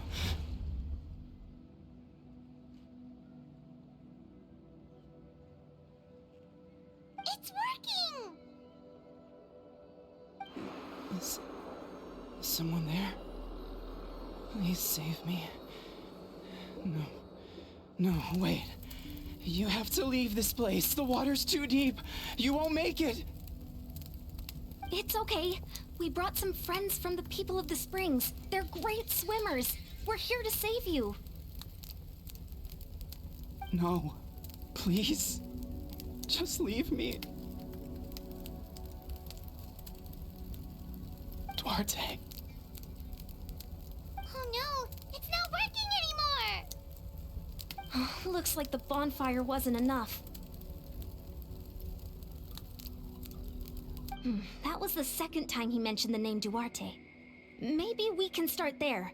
Let's ask around and see what we can learn.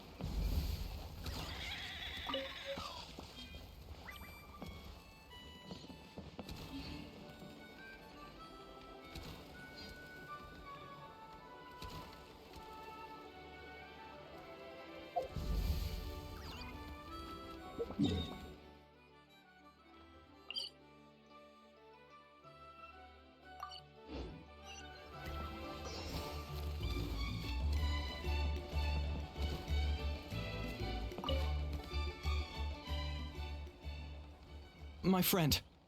Is he any better? We're working on it. But I wanted to ask, does the name Duarte ring any bells for you? Duarte?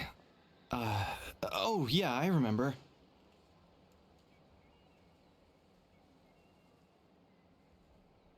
Duarte was the name of Otoko's Surian companion. Otoko almost drowned as a child, and Duarte was the one who saved him.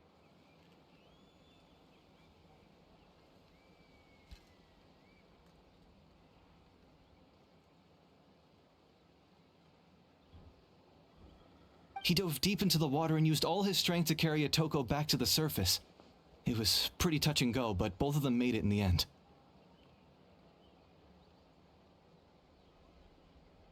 That means we just need to bring Duarte here and... Well, you see, Duarte died 4 years ago during an Abyss invasion. He was helping evacuate injured warriors from the front lines, but fell to an ambush.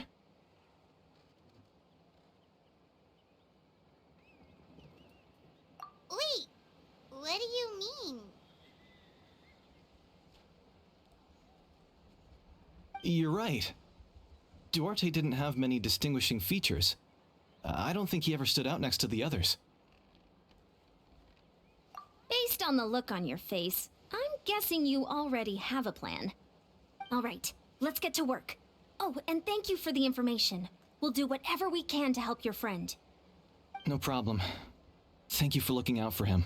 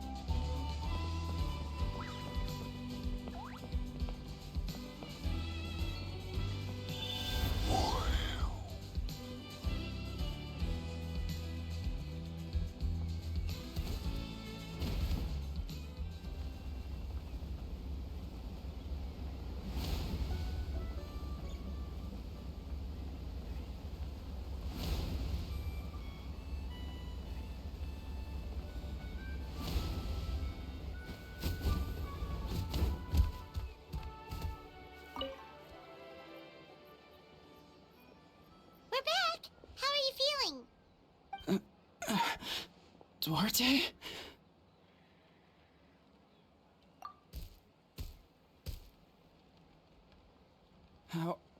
How did you get here? Are you here to save me? It's working! Shh. What now?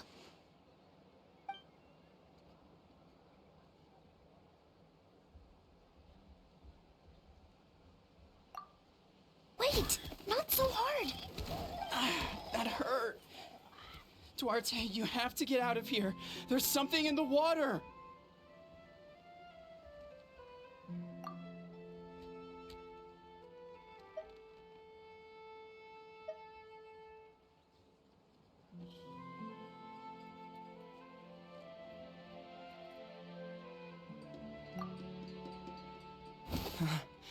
You're gonna carry me out of here just like last time.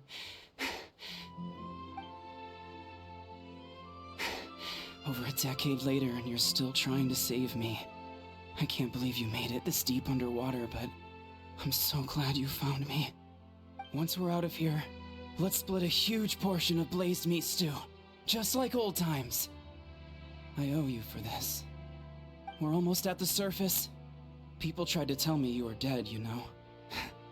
As if I'd let that happen. I promised to protect you. There's no way. No way.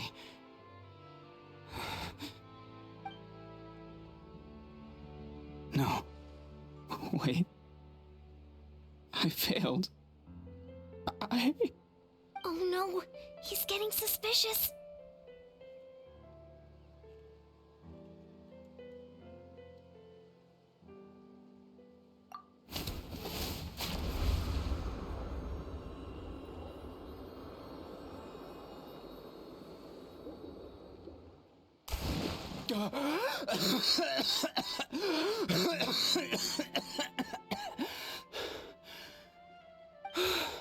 Duarte? Wait, you're not Duarte. How did I get here? Who are you people? Toko! Is Kaylee? What's going on? All I remember is the battle against the Abyss, and then I was drowning. And a Saurian that looked like Duarte saved me. How did I get here?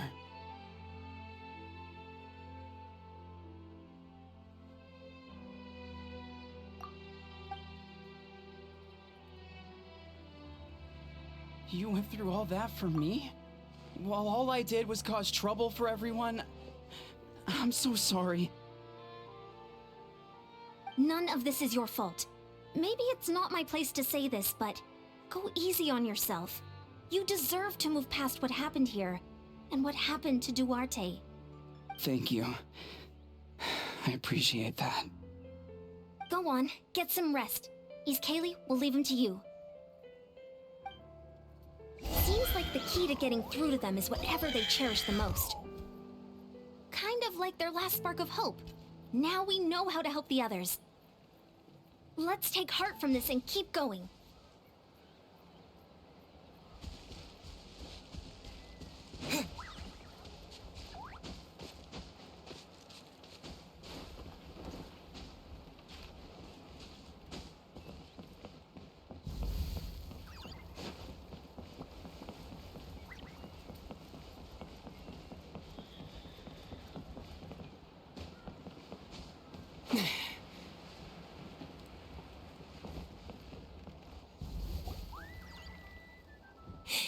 It's coming for me. It's gonna eat me. It's okay. There's nothing to fear. Gasoithoth has lost. Nothing can hurt you anymore. It's no use. It'll just come back. Nothing can stop it. Nothing can stop the abyss. It will devour everyone. One day, we'll all be reunited in the pit of its stomach. Maybe it's just Paimon, but she seems to be in even worse shape than a Toko. She can talk to us, but nothing she says makes any sense. She also seems really afraid. Afraid is right. I wonder what triggered it. The battle against the Abyss? Or maybe like a Toko, it's some deep-rooted fear, and the Abyss just made it worse. Alright, just like before, let's go see what we can learn about her past. Ion-san, I heard you cured a Toko? I'm so relieved. Is there anything I can do to help? If you need extra hands, I can... Chief Mutota! Perfect timing. I was just looking for you. I wanted to ask you some questions. I think you're onto something. The mental distress does seem to be connected to pre-existing fears and anxieties. Kochita doesn't like it when people talk about her past. But the situation is urgent. So, I guess I'll be the bad guy. Ion-san, do you believe there are people in this world destined for battle? Yes, I get that feeling sometimes when I'm instructing a particularly gifted student. It's something like, wow, you were born to play this sport. Then, what about people destined to be unfit for battle? Huh? What do you mean? When Kochita was little, her parents died fighting the Abyss. She was only 11 or 12 at the time, and her brother, even younger still. The two saw their parents collapse in a pool of blood as flames roared and spread all around them. Kochita trained hard to become a warrior, but still found fighting Abyss monsters too difficult to handle. She and her brother were left with severe trauma after the incident. Pain and fear that they could not get over no matter what. But isn't Kochita one of the warriors who fought the Abyss? Didn't you find her unconscious out on the field? Yes, we did. You see, something changed within her several years ago when the Abyss attacked our tribe and broke into her home. By the time the guards rushed to the scene, they found her standing there, weapon outstretched, hands trembling. Her brother huddling behind her for safety, and the Abyss monster dead at her feet. She didn't even look at it, and just kept repeating the same thing over and over. You're the only family I have left. I won't let anything happen to you. She became a completely different person after that. She earned a reputation as a very capable warrior, and fought countless battles against the Abyss. We all thought she overcame the trauma, and we were so happy for her. But now it seems like even if she buried it deep within herself, the fear still never left her. Maybe fighting the Abyss was her way of making sure she wouldn't lose anyone else. Maybe the thought of experiencing that pain again scared her more than the Abyss. On the outside, her choice to fight made her seem strong, but she never forgot the trauma of that night. The Abyss just brought it back to the surface. How can we help her? This one is tricky. If we can find the right opportunity, then... Quali?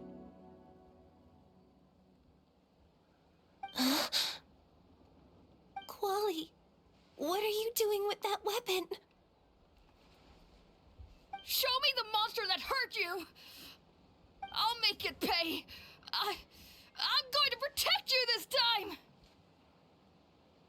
Calm down, Quali. That monster is already...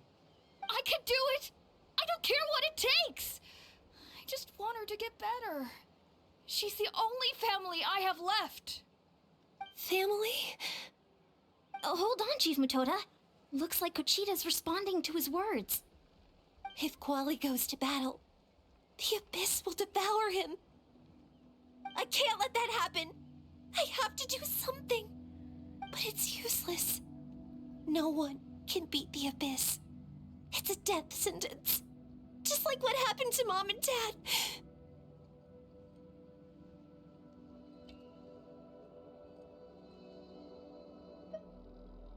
But I'm no warrior. I'm just a coward. Still, I have to protect Quali. What should I do? Kochita. Fight it. One more time? Good idea, Traveler. Her fear of the abyss runs deep, but she still has the will to fight.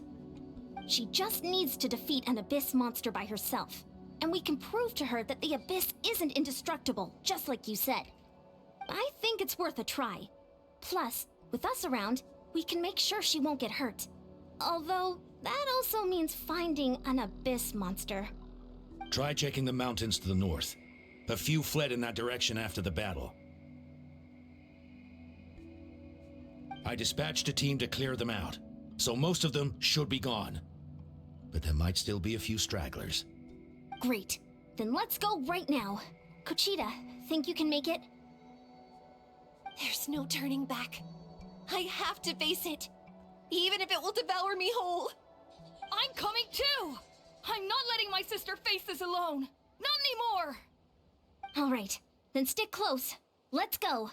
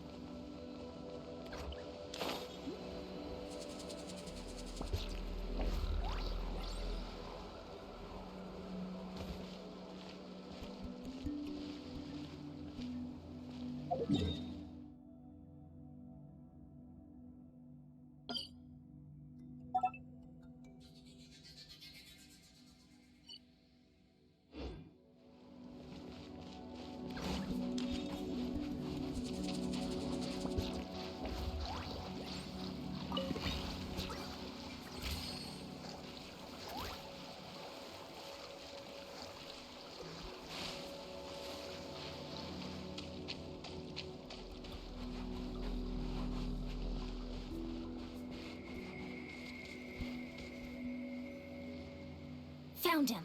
Let's get started.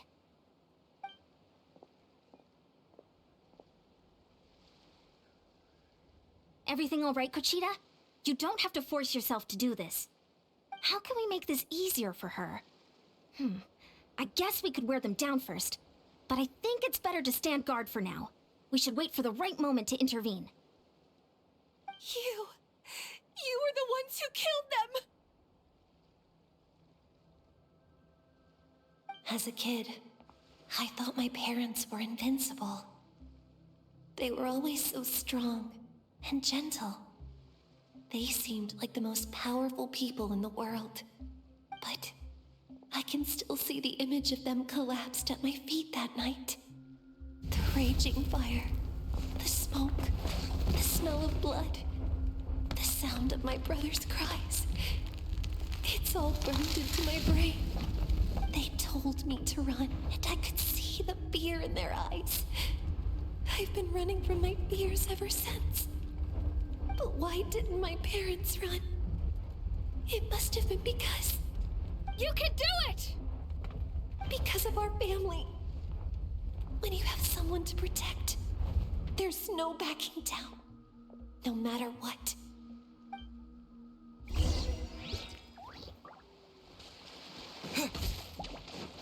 Stay away from my brother! Let's help her out! I can do this. I have to do this. Go away!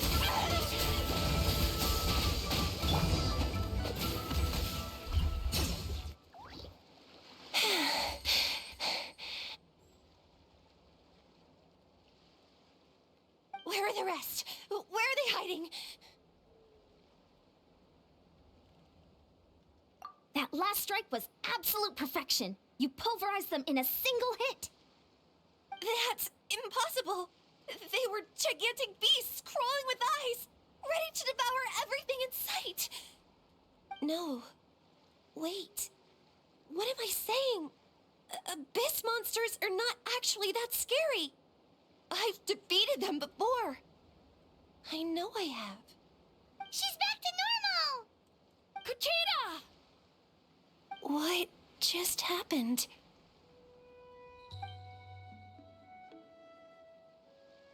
That is quite embarrassing. sorry about that.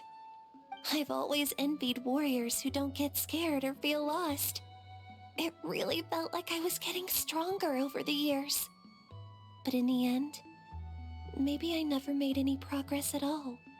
It's important to listen to your limits. Just like in training, pushing too hard will only hurt you in the long run. Everyone needs time to rest. Besides, I have a feeling you won't have to face those fears alone anymore. Even though we're both scared of monsters, you were always the one who stepped up to protect me. But not anymore. I'm gonna get stronger. From now on, we're in this together. Is that so? Then I'll look forward to the day when you'll be all big and formidable. I finally feel like myself again. I couldn't have done it without you all. Thank you for everything. I think I'll rest here for a bit. I don't think I can make it back to the tribe just yet. I'll keep you company. All right, then we'll head back. I made sure to check the surrounding area for monsters, and it's all clear, so take your time. Sometimes, our fears never truly leave us. But tomorrow's a new day. As long as you keep moving forward, there will be better days to come.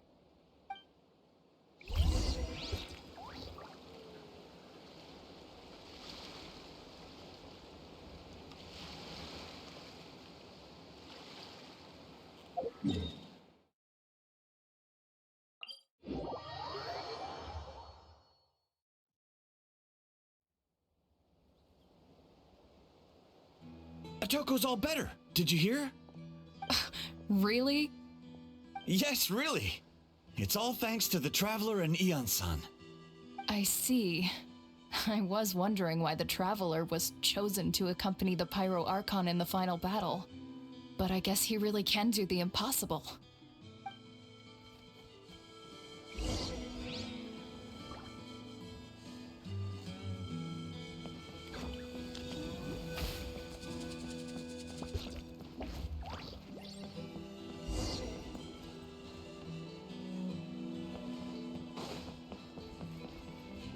So all those rumors about the Traveler really are true.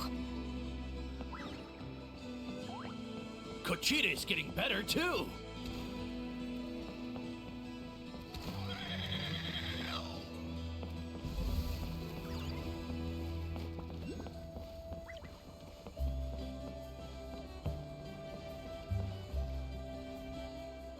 That's 2 people down.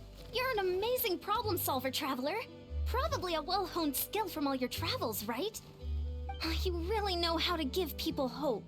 Ever since you came to Natlan, I've been feeling a lot better about our chances of winning this war. Yeah, honestly, Paimon was at a complete loss when she saw so many sick people on the hot air balloon platform. We only found a solution this time because you kept her cool and took control of the situation. You deserve most of the credit. Well, who am I to turn down such a nice compliment? Most people say the first step is the hardest, but it's not actually all that hard. Exaggerating the difficulty in your own head is where the fear comes in. I'll never get it, or might as well not try. I hear that kind of talk all the time. But if you break your goal into smaller parts, the first steps might actually turn out to be the easiest. Whoa, you're right. That makes a lot of sense. Just like when I told you to eat less meat and drink more kale juice. You probably heard that and thought, I can never eat meat again. I'll have to drink kale juice for every meal. I'll practically starve.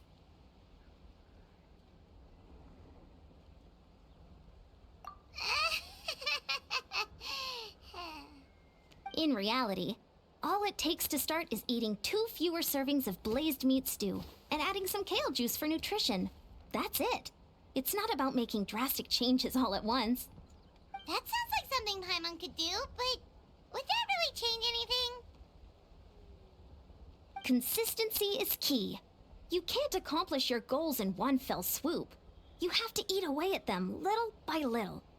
My ancient name means power. Did you know that? So everyone thought I would grow up to be this tall, burly, muscular warrior. But that's not what happened. A lot of people were confused and disappointed. My fellow warriors couldn't understand why I inherited that name over them. At first, I also felt lost. It was only later that I realized true strength basically boils down to problem solving. Physical strength is just a means to an end like everything else. So I began to break problems down into smaller parts. When facing an impossible situation, you just need to act. And if you fail, so what? That's just life. Anyway, that's what I've learned over the years. Maybe it'll come in handy for you someday. Oh, well, when you put it that way, Paimon's almost encouraged to start drinking kale juice tomorrow. No, today. Paimon will start today. You're amazing, Ansan. You really make Paimon feel like she can do the impossible. Maybe your true strength is giving other people strength. I don't deserve that much credit. You already have that strength within you. I'm sure you've faced more obstacles than I can imagine during your travels. But you never gave up. That proves it. I bet I could learn a thing or two from you.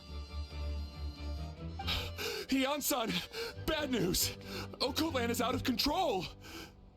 Stay calm. I'll be right there. Looks like the time for conversation is over. Come on, let's go see him.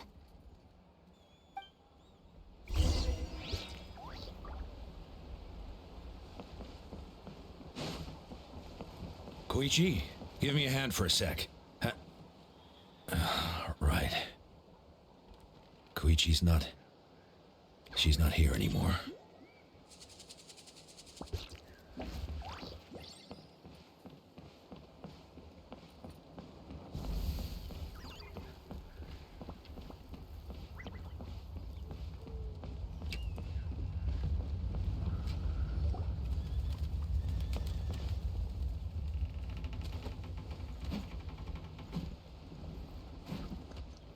What are you doing, Okoland? Wake up! Don't you recognize us, my boy?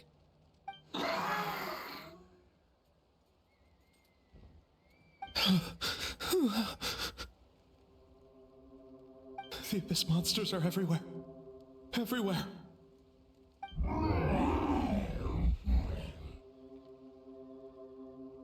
They've taken over the tribe. No corner is safe. Did we lose the battle? No. It's pointless to think about that now. A warrior only has one job. Fight until the very end. Careful! He's not himself! Oh, Kotlan! Get back! I don't think he can hear us right now. We need to get him under control. Let's go!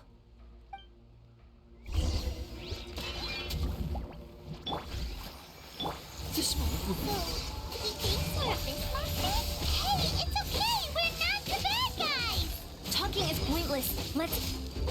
Wretched Abyss! Get out of my tribe! Mom, Dad, are gone. This is my final battle!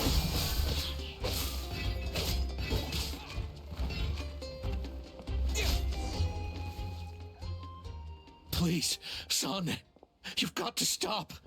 You can't keep going like this. Wretched monsters! Give me my family back!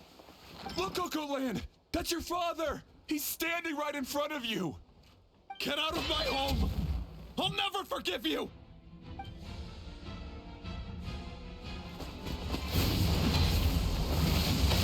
Watch out!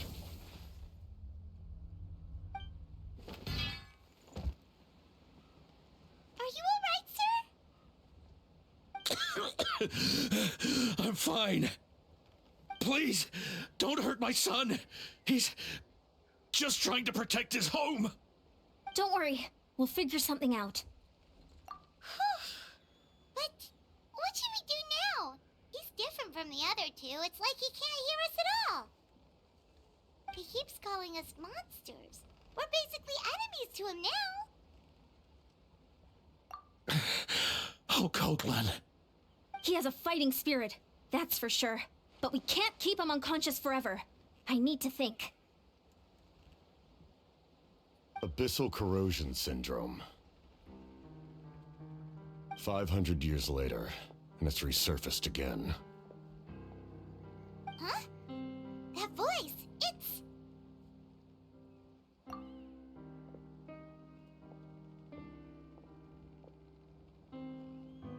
So you've seen this illness before? Direct contact with high concentrations of abyssal power causes irreversible mental trauma in most people. The exact presentation will vary according to trauma level.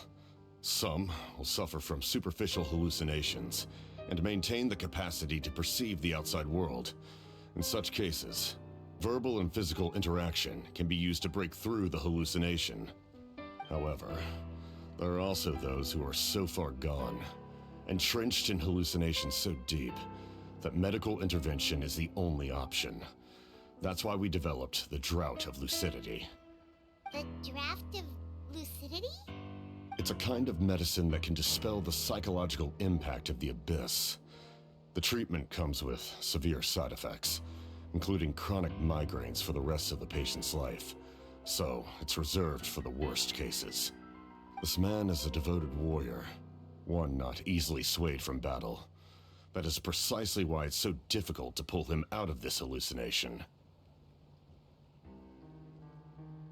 If you trust me to be true to my word, give him this.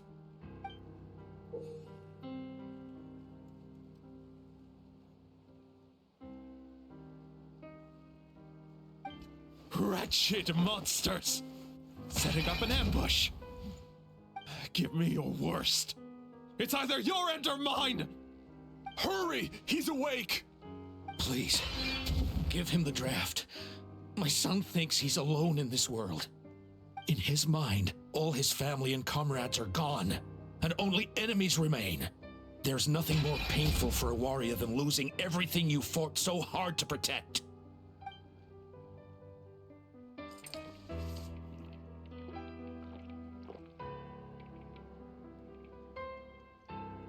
Monsters!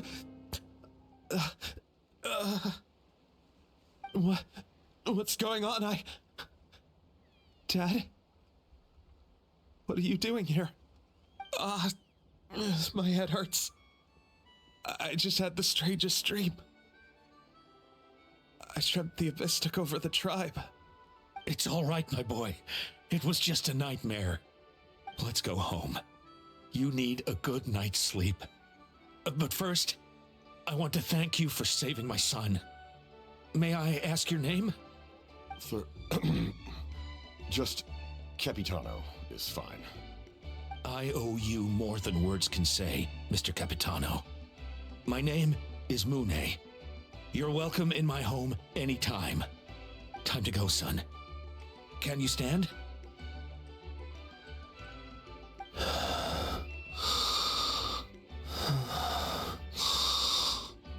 I'll help you carry him back. Traveler, let's meet up later.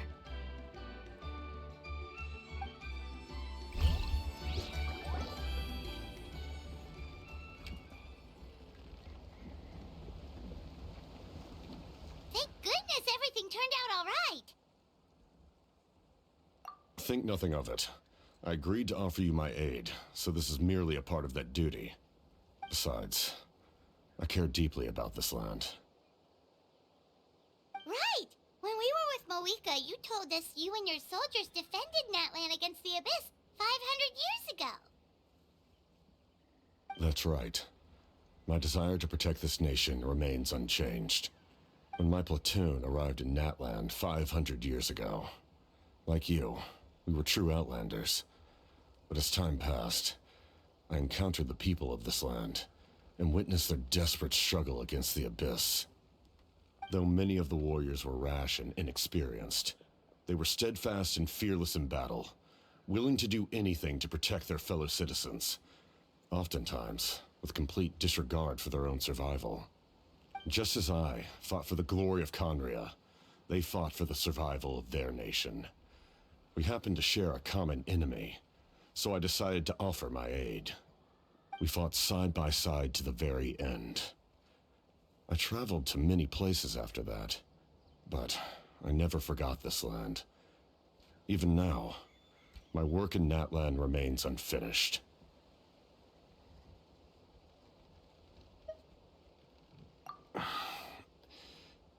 It may seem difficult to understand, but the reason is really quite simple. That name carries with it the glory of my homeland and the honor of Natlan. Yet, I failed to bring my soldiers home. And I failed to help Natlan defeat the Abyss. But that's not your fault. The Abyss is way stronger than any of us imagined. You need not comfort me. I am no longer who I once was. Let the events of the past continue to collect dust in the annals of history. I will continue to help Natlan in my own way. Like, with the draft of lucidity? Who knew you could make medicine? Were you a doctor before? The drought was Guthred's invention. He was a respected military doctor, as well as my trusted second-in-command. We faced a similar situation to what you witnessed today. The endless battles against the Abyss triggered delusions among the soldiers, to the point where some attempted to kill each other. In order to develop a treatment as fast as possible, Guthred used himself as a test subject. He passed away shortly after the drought was complete. That's who he was. Unrelenting in his pursuits. No matter the cost, no matter the sacrifice. In the end, he even gave himself up for a chance at success. I'm sure he would be pleased his creation aids people, even now. The Abyss has wrought enough suffering on this land.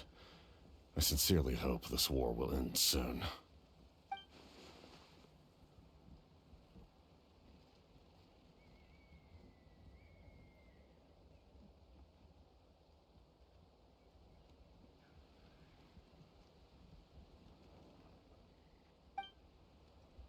Stop worrying about other people's survival, about their losses and sacrifices. You just need to win. That must be why I've returned. For this moment. Please finish what you set out to do, Commander.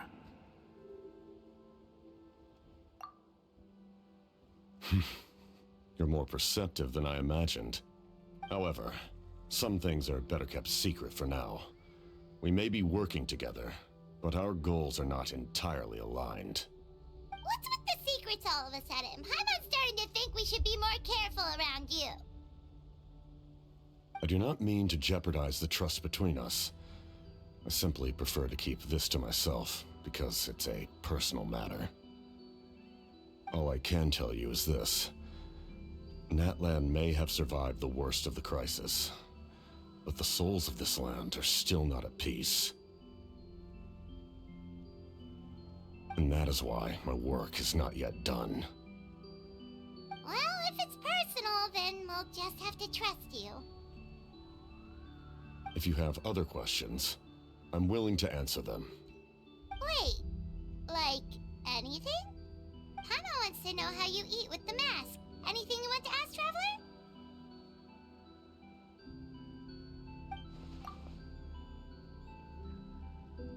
Natlan must pay the price for Mawika's use of the Ruler of Death's power. That price is death. And only Mawika's death can clear the debt. Even now that the war's over and the threat to Natlan is gone, it looks like that death is still set in stone.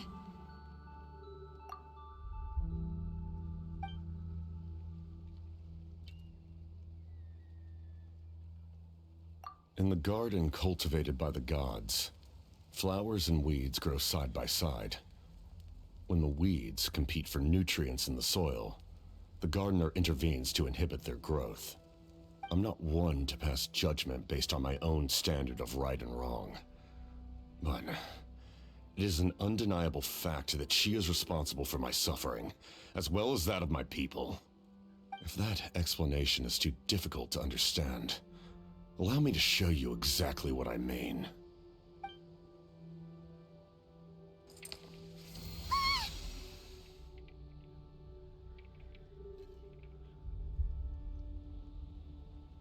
The ruler of death can freely define the form of death, or grant immortality to anyone she desires. Her power is a rule in and of itself. Faced with such an overwhelming level of power, it can feel hopeless to resist. But I am of the belief that, in this world, no destiny is unchangeable, no death inevitable, and no rule unbreakable. So, before the final moment truly arrives, we must fight harder than ever. Hey, Traveler. Paimon. Sorry, hope I didn't interrupt anything. After helping Okot land back home, I went on a small walk and happened to run into a messenger from the Scions of the Canopy. He's been looking for you everywhere. Oh, did something happen? Apparently Shilonen's ready to start forging your ancient name. She needs to check the progress of your Pilgrim's Chronicle, that device she gave you before. She invited a bunch of people to be there, including me. So let's head to the stadium once you're done here. This is a critical time for you, Traveler. It's best not to delay, so let us end our conversation for now. Best of luck to you all. Goodbye.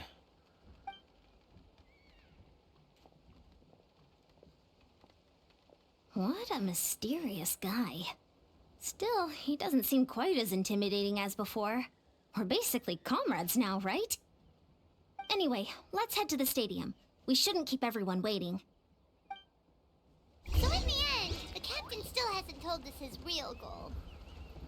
He kind of reminds Paimon of someone we met recently. Oh, right, the Lord of the Night! They just seem so tired, you know? Since they've both been alive for many centuries, do you think that's just what happens when you've been alive for too long?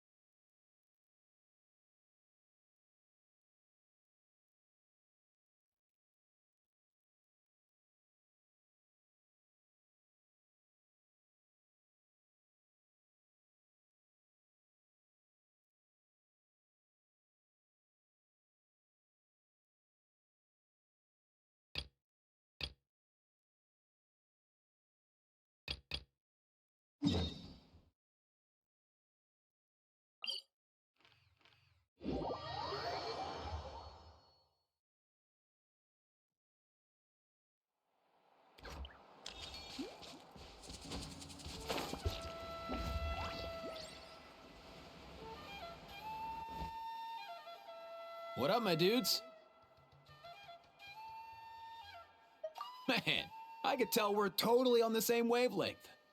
The name's Aoife, a vet from the Flower Feather clan. This here's my assistant, Kakuku. Dude's all about copying what others say. Where? The Traveler in Paimon, yeah? Everyone's heard all about you two. You're absolute legends. The total package. Brave, wise, and strong. Best hero duo I've ever seen. No contest. Aww, you're making Paimon blush. Truth is, I spent the war treating wounded Saurians. Never got a chance to fight alongside you.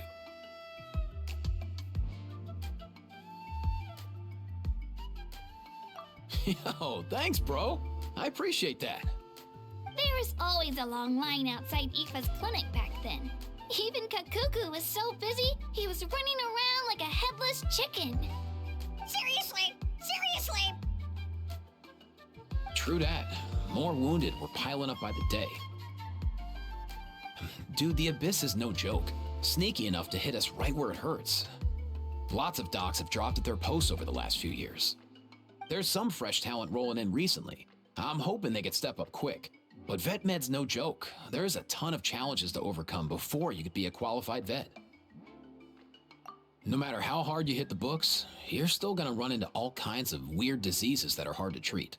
Like Millrace, so rare it doesn't even have a name. If my old man hadn't forced me to read all kinds of different stuff when I was a kid, I'd probably only be able to suggest a more conservative treatment. It's true what they say, bro. There's always more to learn. Oh, so your dad was a vet too? Yeah, totally. Our family's medical knowledge has been passed down over generations. My old man started steering me toward being a vet when I was a kid, schooling me on all kinds of herbs. And man, if I forgot anything, out came the broom. My family's been vets for generations now. No clue who it was that kicked off the tradition, though, you know? Back when I was a kid, my dad said something about our skills being medicine born of guilt. But the reason we got into it doesn't really matter. What matters is that it's useful. Guilt? Sounds pretty strange to Paimon. Usually you only feel guilty when you've done something wrong. Who knows? After he passed, there wasn't anybody else I could ask. I figure it's because guilt gnaws at anyone practicing medicine. When you fail to fix someone up, I've been there. So I'm gonna do my best to make sure that doesn't happen this time. I don't recall ever seeing a record of any patient with his malady who was successfully cured. So maybe Millray will be the first. Heck yeah, I do.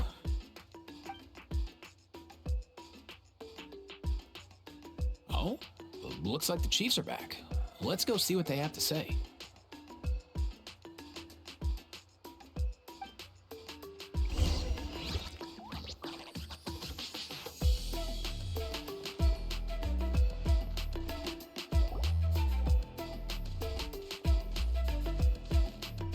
The last time I was here, I remember seeing him happily rolling around with Io.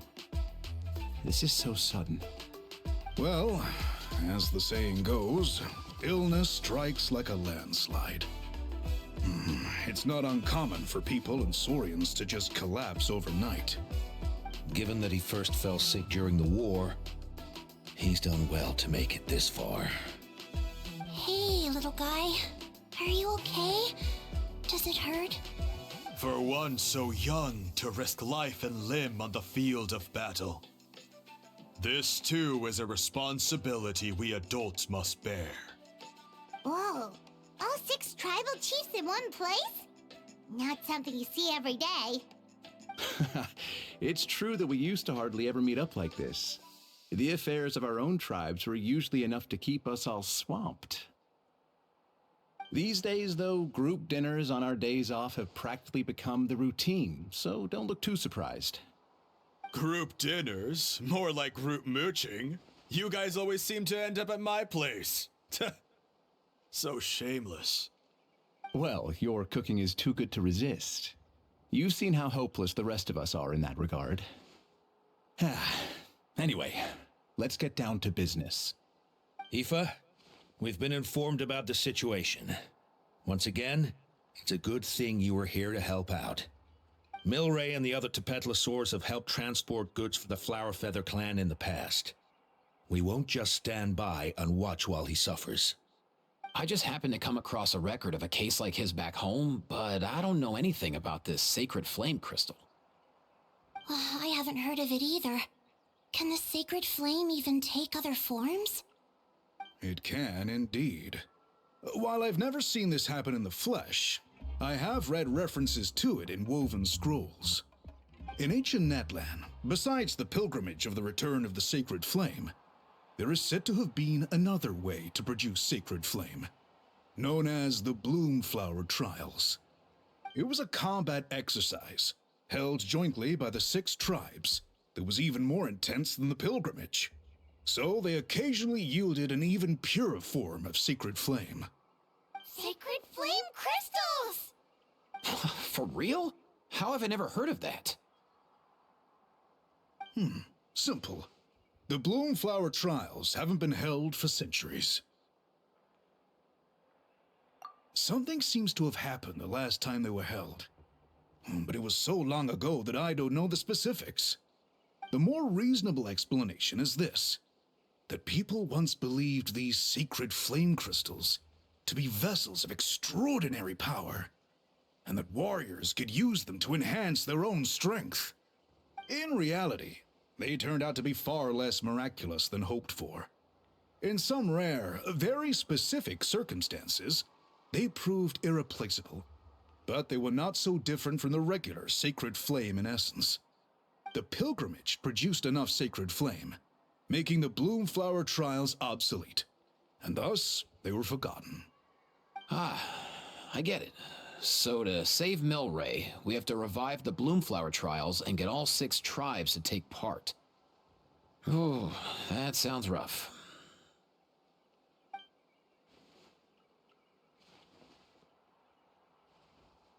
I'd say we'd be better off not treating it like some kind of hassle. All 6 tribes need to take part, sure, but not everyone has to show up. We can keep it voluntary, so warriors who happen to have time can sign up and fight it out of their own accord. Since the war ended, the pilgrimage has become more like a tournament for our warriors to compete in and keep themselves in shape. So why not let them hone their skills on a fresh new stage? We should never drop our guard completely, even in times of peace. But like that, it seems high time we restarted the Bloomflower Trials. I'm with you on that. Nothing gets the blood pumping like a contest to see which tribe's the strongest, huh? No objections on my part. I'll go discuss this with the others. I'm sure there will be plenty of warriors who'll be itching to take part. I can't speak for everyone else, but I can guarantee that Mulani will be there. There's nothing she loves more than a lively occasion. And I guess your vote was a foregone conclusion, eh, Pakal? Great. We're all in agreement then. Nice! Thanks, everyone. It really means a lot. Let's head back to our tribes and see how many people are willing to sign up. If interest is high, we'll hold a big event. But if not, we'll keep it small. Agreed. Rules will be crucial too. A competition without rules is just mindless violence. And that's not what we want. I'll draw up an outline. Let's meet up at the Speaker's Chamber later. After all, we'll still need the Pyro Archon's final approval. Oh yeah, and we'll also need some Ocean Zephyrs to cure Milray. Who'll go gather them while we're organizing the trials? I've got that covered. I just noticed that some of Milray's friends have shown up.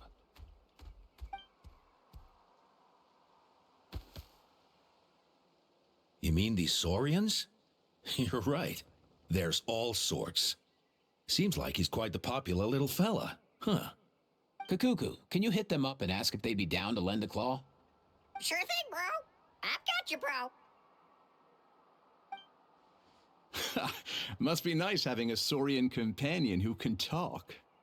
Well, if that's everything, how about we call it a day? All right. See you later. Aoife, let's head back. And bring these Saurians along too. We've got to teach them how to identify ocean zephyrs. See ya, little guy. We'll come visit you again soon.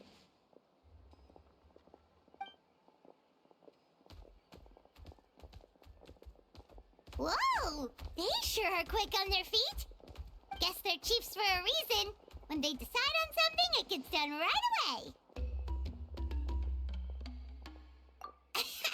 But that's what you're here for, right?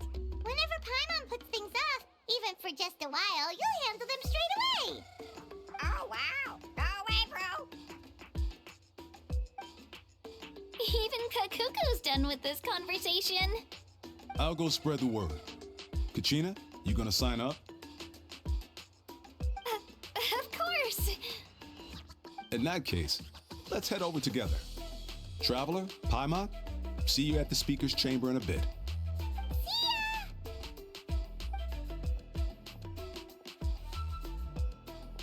So far, so good. At this rate, Milray will be better in no time. Oh, you're awake. Wanna try getting a bit more sleep?